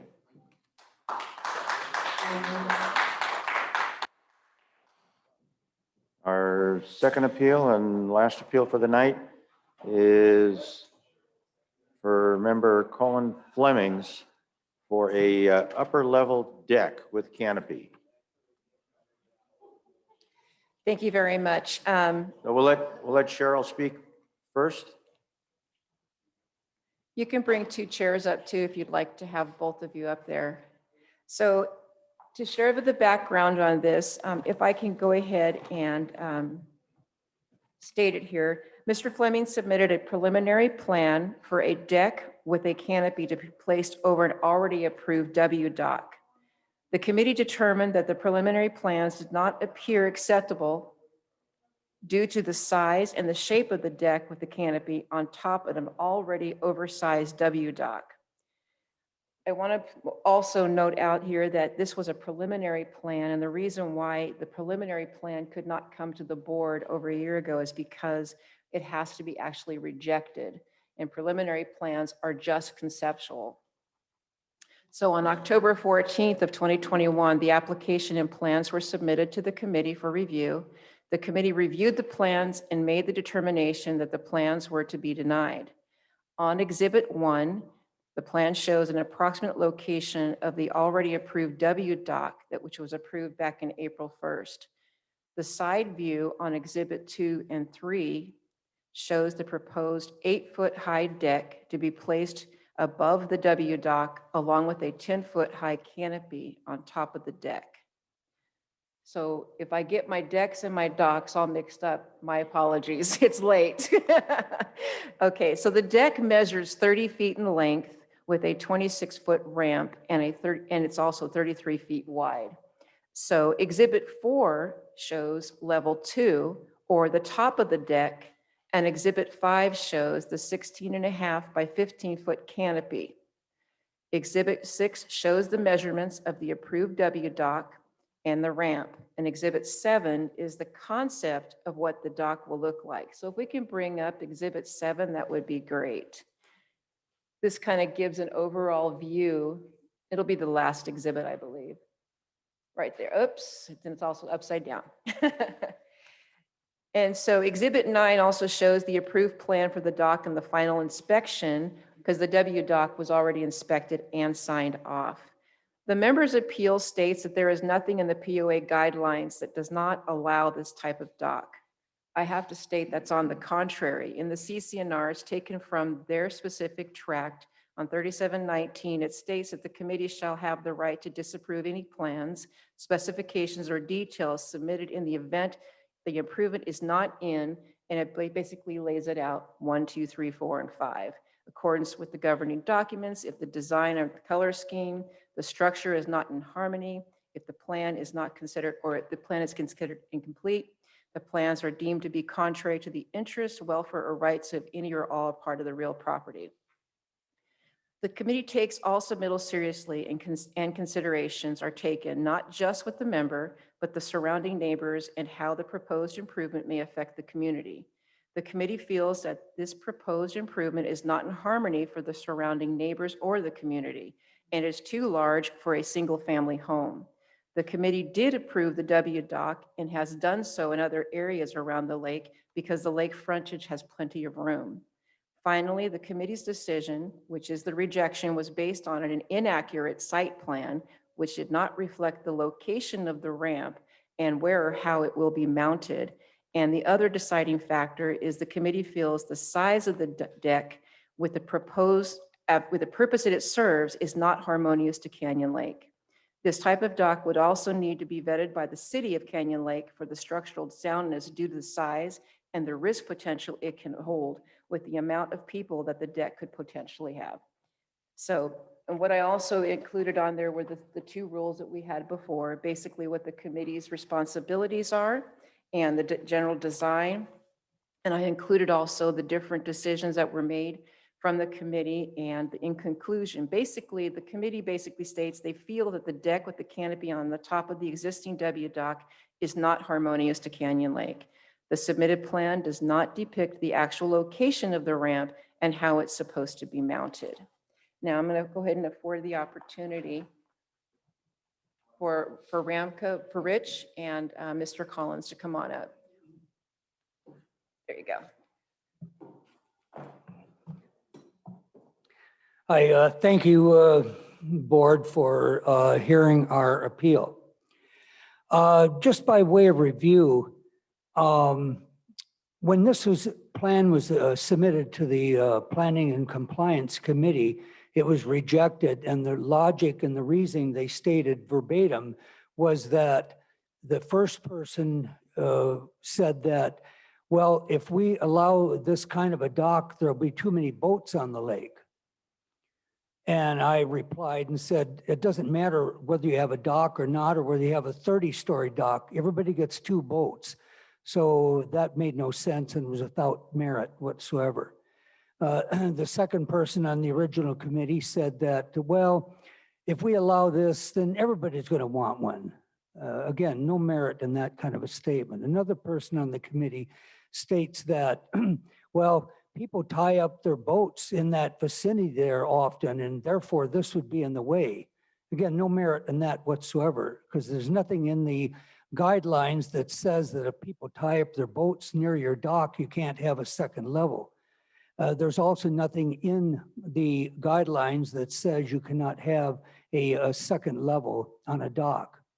I should also state that there's thousands and thousands of these kinds of docks all over the United States in beautiful places, in lakes smaller than Canyon Lake, lakes bigger than Canyon Lake. The notion that this is not harmonious is, again, I think absolutely without merit. It's a beautiful dock. Look at it. Look at what that is. Look at the ambience. Look at the beauty of that. And that's an enhancement to all of Canyon Lake. There's thousands of cars that go by that dock every day, and I think it's an enhancement to the overall beauty and appeal of Canyon Lake. Harmonious, that's an extremely judgmental, subjective position. You could say that about anything. I put in a dock recently over off of Tumbleweed. That dock, that homeowner has about 150 feet of frontage. Part of that frontage is an inlet. It's about a 30 by 25-foot inlet. What we did there is we put in a golden lift. That's a lift that's not a floating lift. It's a lift that is affixed to the seawall and the bottom of the lake, and it lifts the boat up and down that way. That's very non-harmonious because everybody in the neighborhood has U-docks and hydrolifts. So this was a very unusual. And the dock also we put in there is an L-shaped dock, again, among a neighborhood of nothing but U-docks. So those were very non-harmonious, in my opinion. And they were approved with no problem at all. We put another dock in another neighborhood over by Redwood that wasn't it's in a neighborhood of all U-docks. The dock we put in was a very irregular shaped dock, so it would fit properly in that neighborhood. And that was approved, and it's very non-harmonious in the neighborhood. I put in a little platform dock a few years ago in a neighborhood of all U-docks and whatever, very unharmonious, and it was approved. So harmonious, I think, is really, really, really very subjective, very judgmental. And it appears to me, it's just like, okay, let's find some way not to approve this. Let's call it non-harmonious. Well, I could point to countless examples of not only docks, but homes. There's a home that's got to be 50 feet high off of Canyon Lake Drive in that, right in that same area there. And that's very non-harmonious. It looks like a large hotel. I think it's beautiful, it's great, but it's not harmonious. So I just don't believe that the non-harmonious is a valid reason whatsoever.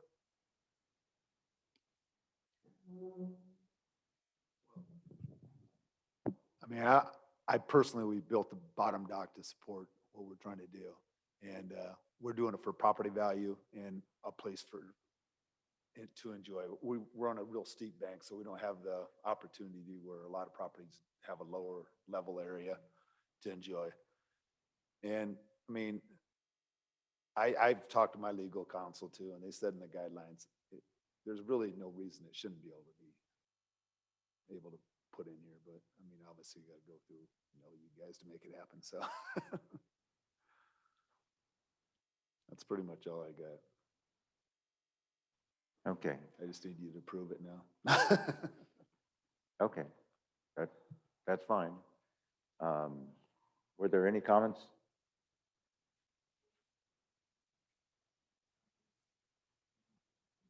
I think I'm we sorry, would Ned. invite questions or, some other, address to We- us. What is We your certainly, objection? we certainly can. And Yeah, we I can just make wanted- it to make no. it look cute All the right. way you guys like it. Okay.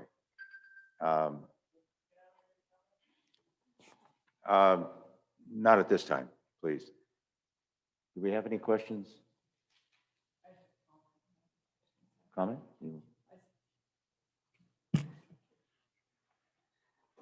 Well, first of all, I still, and I've said this before when I saw the pictures when this came out, I love the idea. I love that it increases, I think it increases property value for others around. I'm one that if it's something, one of the concerns is that other people will want it. I think if other people are in the similar situation where it's not going to block other people's views, you're in a unique situation. I know you're a lot of land. I drive by it. I've been to your home once. So it is a unique situation in that. And to say that other people will want it, so we shouldn't approve it, I have a hard time with it because I'm guessing before there were W docs, there were just the straight U docs. So that would be the same reason to deny a W doc because we were so used to U docs. I do agree with the ACC that without full understanding of how it will be securely connected for all safety reasons to your property, it would be hard for me to say right now we could approve it because I would want to know how it's going to be secure. I know some of the concerns I've heard from people is, people are going to jump off it. But then we just need to address those. In my opinion, then we just need to address those concerns differently. But I love the look of it. And again, you're in a unique property situation. Okay, let me. I would like to point out just a couple of things real quick because what Rich was commenting on about not harmonious doesn't always mean the look of it. Harmonious is also in harmony with the neighbors. That's number one. Number two is he's mentioning some of the table talk that might have taken place. Okay, such as if everybody wants it, if we allow this, okay? That's not what it was rejected for. The rejections are based off of what it states here, which says, based off the fact that we don't have a site plan accurately reflecting the location where the ramp will be mounted and the committee finds the size is not harmonious to the lake. So it's not referencing the beauty of the dock, it's the size of the dock. So I'm curious, if the upper deck was half, so let's say covering a U portion and not a W, would that be okay? Because now it's a smaller deck. And I understand that we still need to have that ramp. That's how that's going to be secure. I wouldn't be able to comment on what the committee would like to do. Can I address a couple of the issues that were brought up? The connection, the reason for the ramp where it is that the entry to the ramp from the house, it's right near the edge of their house. That's why the upper level ramp. So because to try to get down to the lower level where the ramp is now, it's almost completely inaccessible to get to where the ramp is now. So the dock was going to be moved in essentially a northwesterly direction so that ramp would connect to up near the corner of the house. And that's shown in some of the diagrams. It doesn't show exactly how the ramp connects up at how. We'd be happy to submit as many diagrams, specs, or whatever that you'd want to feel comfortable with. But the ramp would go up and be connected right near the corner of the house, so it's easily accessible. You can come out of the level of the house right onto the ramp out to the second level of the dock, and then there's a stairway down to the lower level. The reason, again, for the logic and the interest of having that deck level, that entertaining level, is that almost every single waterfront home in Canyon Lake has either a seawall or a profile of the land in such that they can have a waterfront or water near the water entertaining enjoyment area. This property does not. It's almost a cliff. It's a very steep downhill. And so there's no way to have any kind of a access near the water for enjoyment of their property. And this would provide that. So that's the logic for the upper level, is for that. So a couple of things. So tonight, for example, let's say, can we have a, and this is maybe a point of question for you, Cheryl. Could we have, let's say, conditions placed? So being somewhat of a liability concerned person, I look at this like this is a floating party right there. So for example, I would imagine, and Colin, I don't know if this is your home now or you're gonna rent it. No, but it's gonna be my home. It's gonna be your home, okay, so definitely a party now. The question would be, I mean, I don't think it would be unfair to say, for example, at no time more than 10 people, 5 people, something of a condition, because I don't know the gentleman who's building it. I know I've seen you before, but I don't know your expertise in terms of, has this been studied to hold? Because, I mean, you could see Tim having his 60 people for Christmas over there and the whole thing falling apart, whereas 50 people or 40 people or 12 people or whatever, would be different. So that would be a concern for me and a thought process, as opposed to the all or nothing, this dock. Has the concept of pulling it in been discussed? So shorter ramp closer to the edge, pulling it in maybe more aesthetically pleasing, and frankly with the cove there, that whole area. And then lastly, I guess it's not necessarily a question of rejection, but is it not possible that you built out? Because I know we built out, and like, I guess, you're a builder, I know that. Then you would have had deck and a dock as well. So it sounds like, I guess that wasn't a possibility. I don't know if this is appropriate to ask that. I know it goes straight down, but couldn't you have gone down and up without a deck? So I guess the ultimate point really is, if we approve this, can we put conditions on it such as? Like no more than X people? No. How are we going to monitor it? I'm not worried about monitoring. I'm worried about putting conditions on it. So, But what good are the conditions if we can't monitor it? well, And we don't have a rule to enforce. So no, that would not be something we could do. Not for the amount of people on the, then if we do that there, we would do that in other places. And Well, that's not something we if we would ever want to had more do. decks, yeah.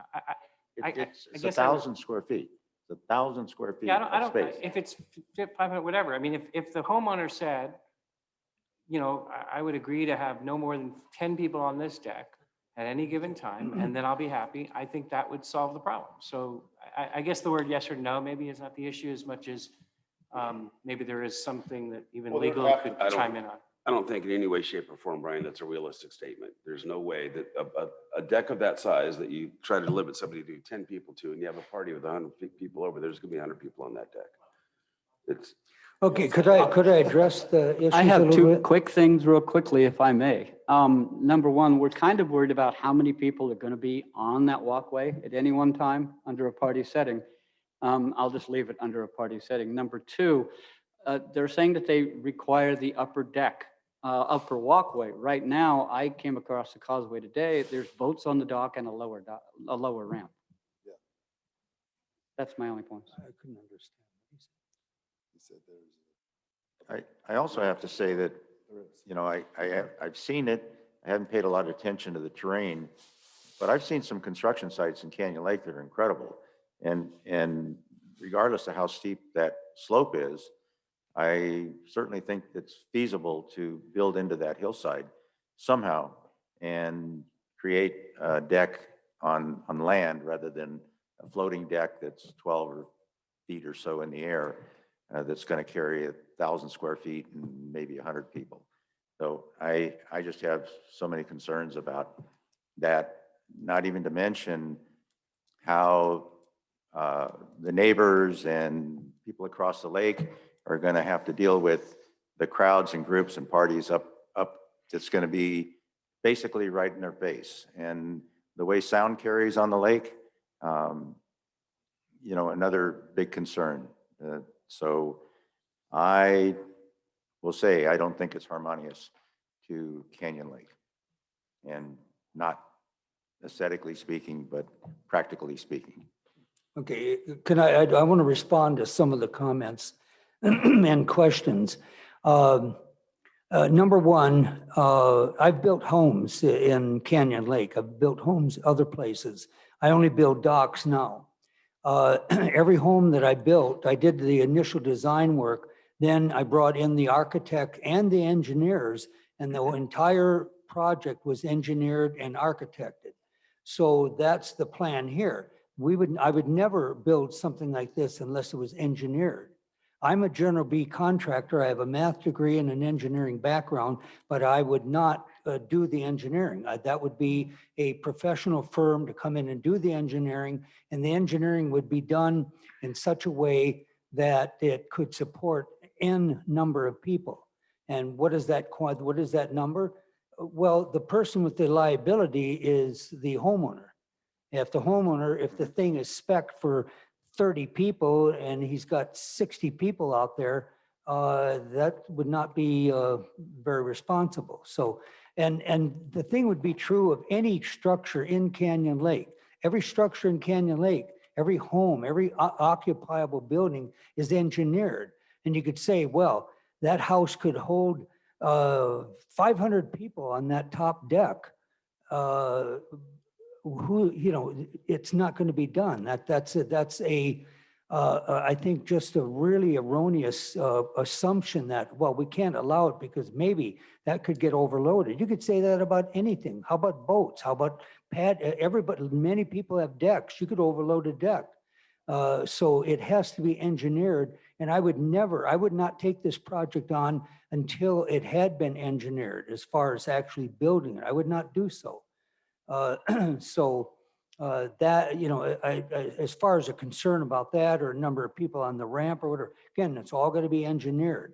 Where the ramp connects up there towards the house, I mean, we've done numerous types of connections with platforms and footings, large footings to hold a ramp, all that. We've done all of that. I could take all of you around for many hours and show you all the creative things we've done for anchoring ramps and all that. So this would not be done, carelessly or haphazardly. I have my own liability and reputation that would be at stake. I would not build this thing unless it was thoroughly engineered, and that's going to cost money, but that's Colin, the homeowner's responsibility. Another comment as far as okay, let's build something into the hillside. Yeah, time and money, you could do anything. You could spend $1 million to build, to excavate way in and put 30-foot high walls and whatever to create a patio. But this here is way better looking and way more useful and much more beautiful and a hell of a lot less money. Well, that would be your opinion, and appreciate that. And I would never suggest that you would build anything that isn't safe and structurally sound, but currently we have no control over the design or the structure. We look at it as how it fits in the community, and that's basically how I'm going to look at it. And I don't know if anybody else has any other questions or wants any more clarification.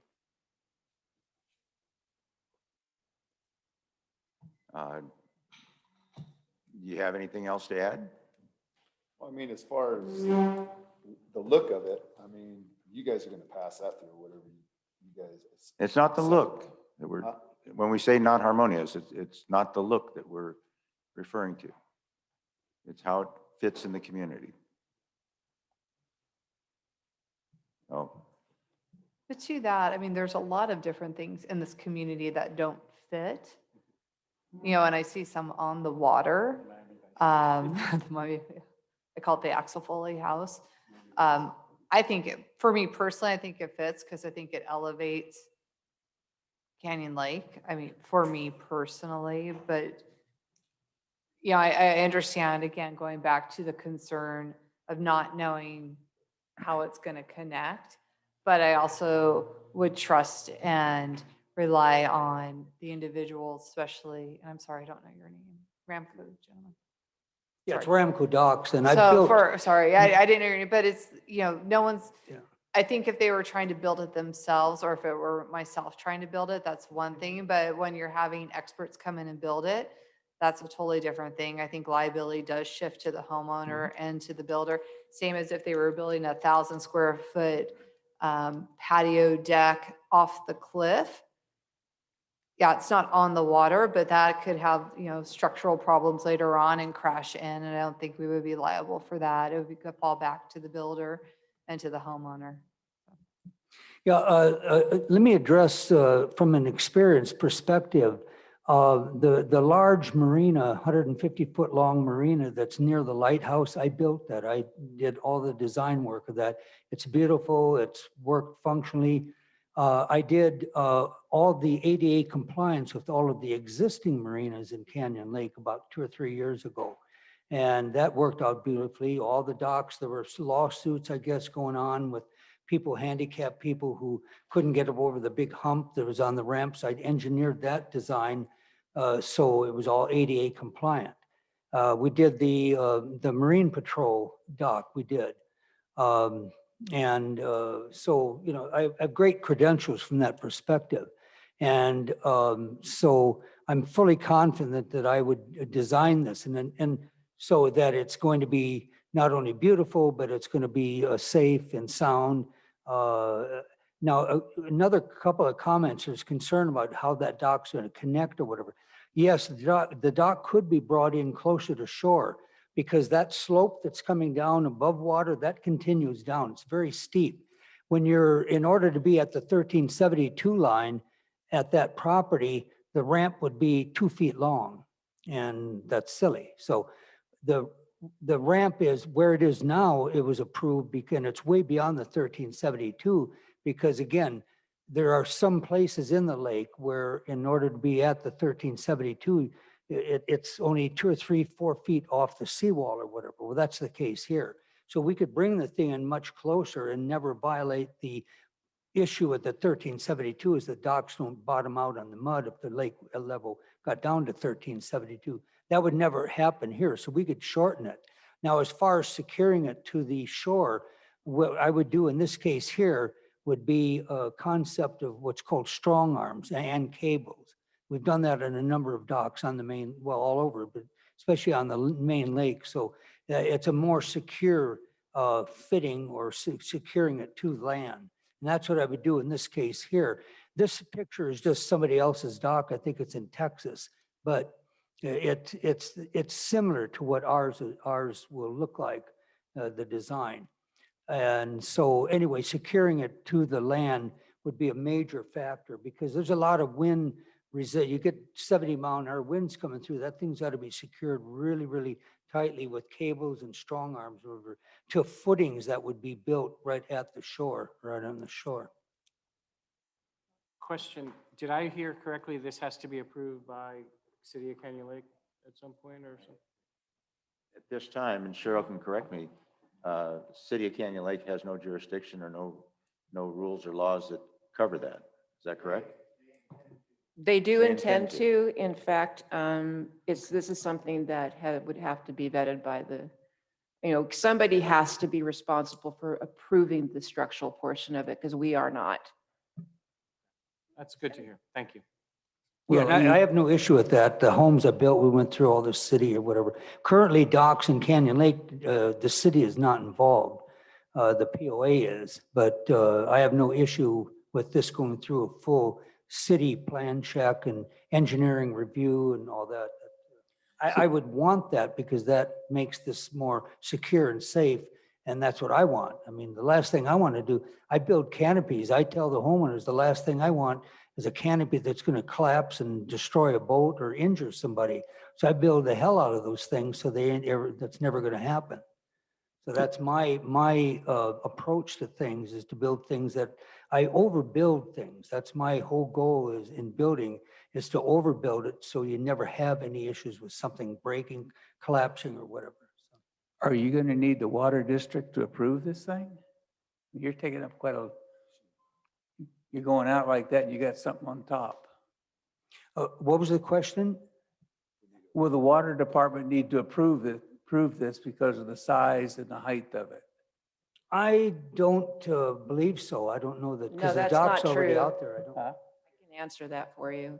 It has been vetted by the water district, but I also want to make sure that you guys know that the water district basically just wants to know what's on the lake.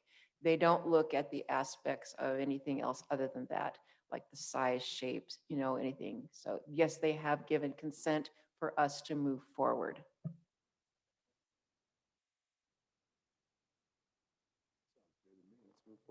Yeah, do it. Okay. Do we have a motion? Pardon? Well, we can make a motion. I'm sorry. We'll need a motion to either approve or deny the request for appeal. I move that we approve the request. Is there a second? A second. Okay. Mr. President, we do have a couple members that were inquiring if we'll allow member comments. Oh, well, okay, we have a second, so we'll go ahead and hear the member comments.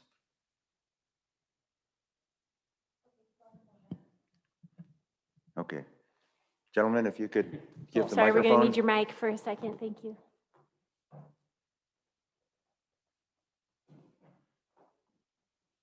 Hi, I'm Susan Hello. Weinsma. Tracking lot is 3804077. Just in listening to you guys talking, it seems like if they submitted on how that ramp is attached and things, that's like the main concern is from what I hear. But talking about people across the cove and the parties, have any of you been there on the 4th of July or Memorial Day? You know how many people are in that cove? And we have people jumping off of deck boats with 10 and 20 people and everything tied up and jumping off of towers. As far as, and I'm understanding you're not saying harmonious means the look of things, but I think we've all driven by that property and seen the cliff that it's on. With what I see here, even that awning on top is only going to be level with the bottom of his property. So it's not interfering with anybody's view. That cliff is so deep. So just some things to consider, because I think some of the things that were being said just doesn't seem harmonious with Canyon Lake. So thank you for listening. Okay, thank you. Okay, there's no other member. Oh, did you fill out a form, sir?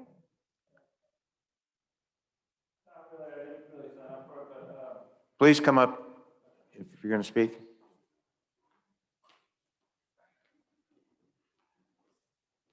Hi, guys. Christopher Grill.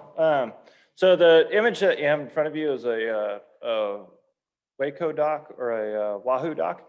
That is designed, that's a really big dock in Texas. One of the things that I would steer around here in Canyon Lake is that I understand that they want the bridge going out to it, but the accessibility to jump off the sides, let's say if there's a boat tied off to the side and then you jump off the side of it and you land on a pontoon boat and break your neck, you're screwed.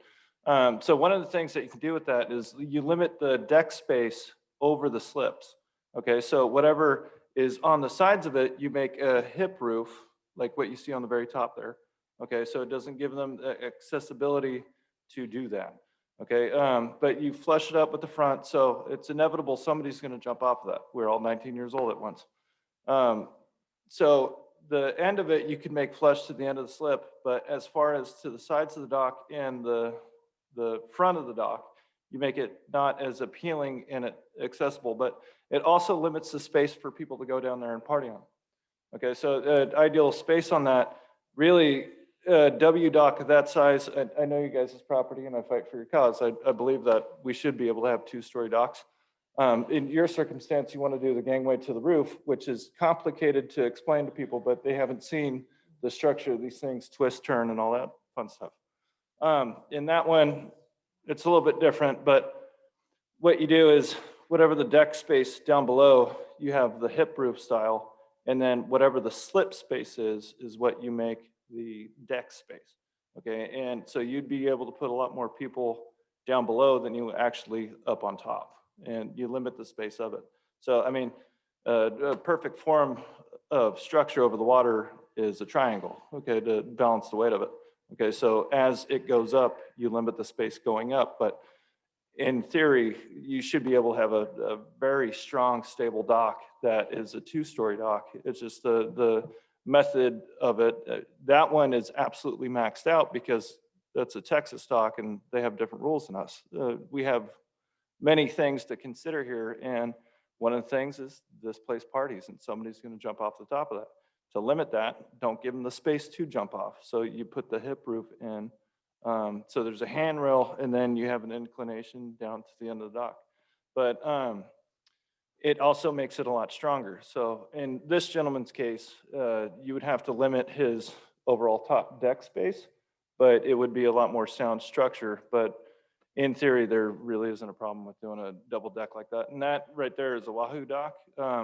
So look up Wahoo docks and look up Rhino docks. They have kits for these, and they're easy to access the blueprints to them, and then they have the strength requirements.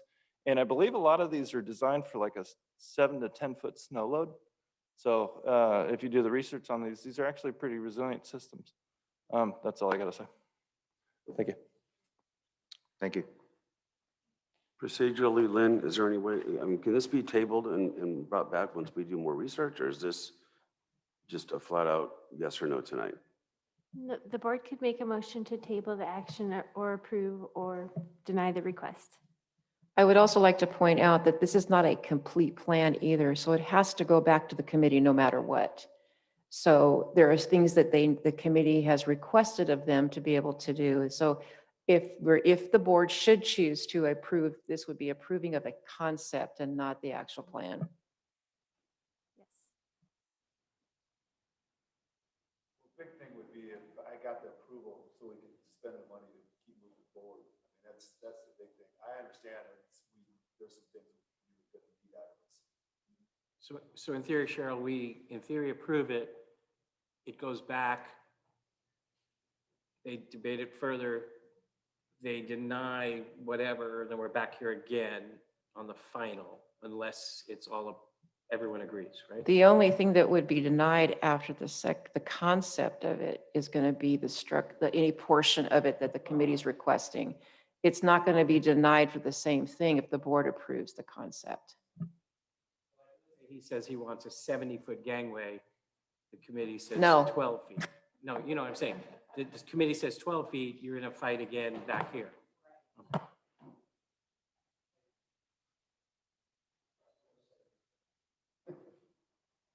Well, whatever the pleasure of the board is, if you want to proceed with the motion that's on the table, or we can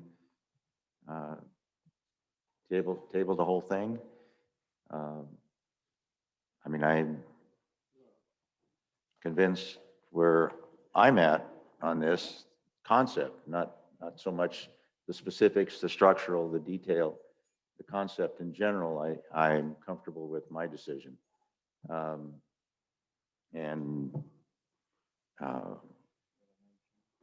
know, so I'm willing to go whichever way. If you want to make a subsidiary motion to table, or if you want to proceed with the motion on the floor.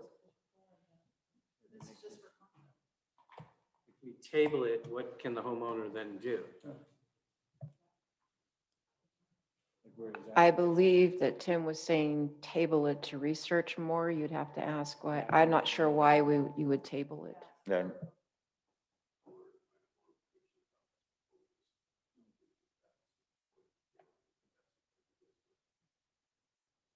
Okay. Then I will call for the vote on approval of the, sorry? The vote, a yes vote is to approve the dock concept. Okay? So I will ask for a roll call vote. Okay. Director Cook? No. Director Griffiths? Yes. Director Bach? Yes. Vice President Bellingham? Yes. President Commission? No. 3 in favor, 2 against, motion carried.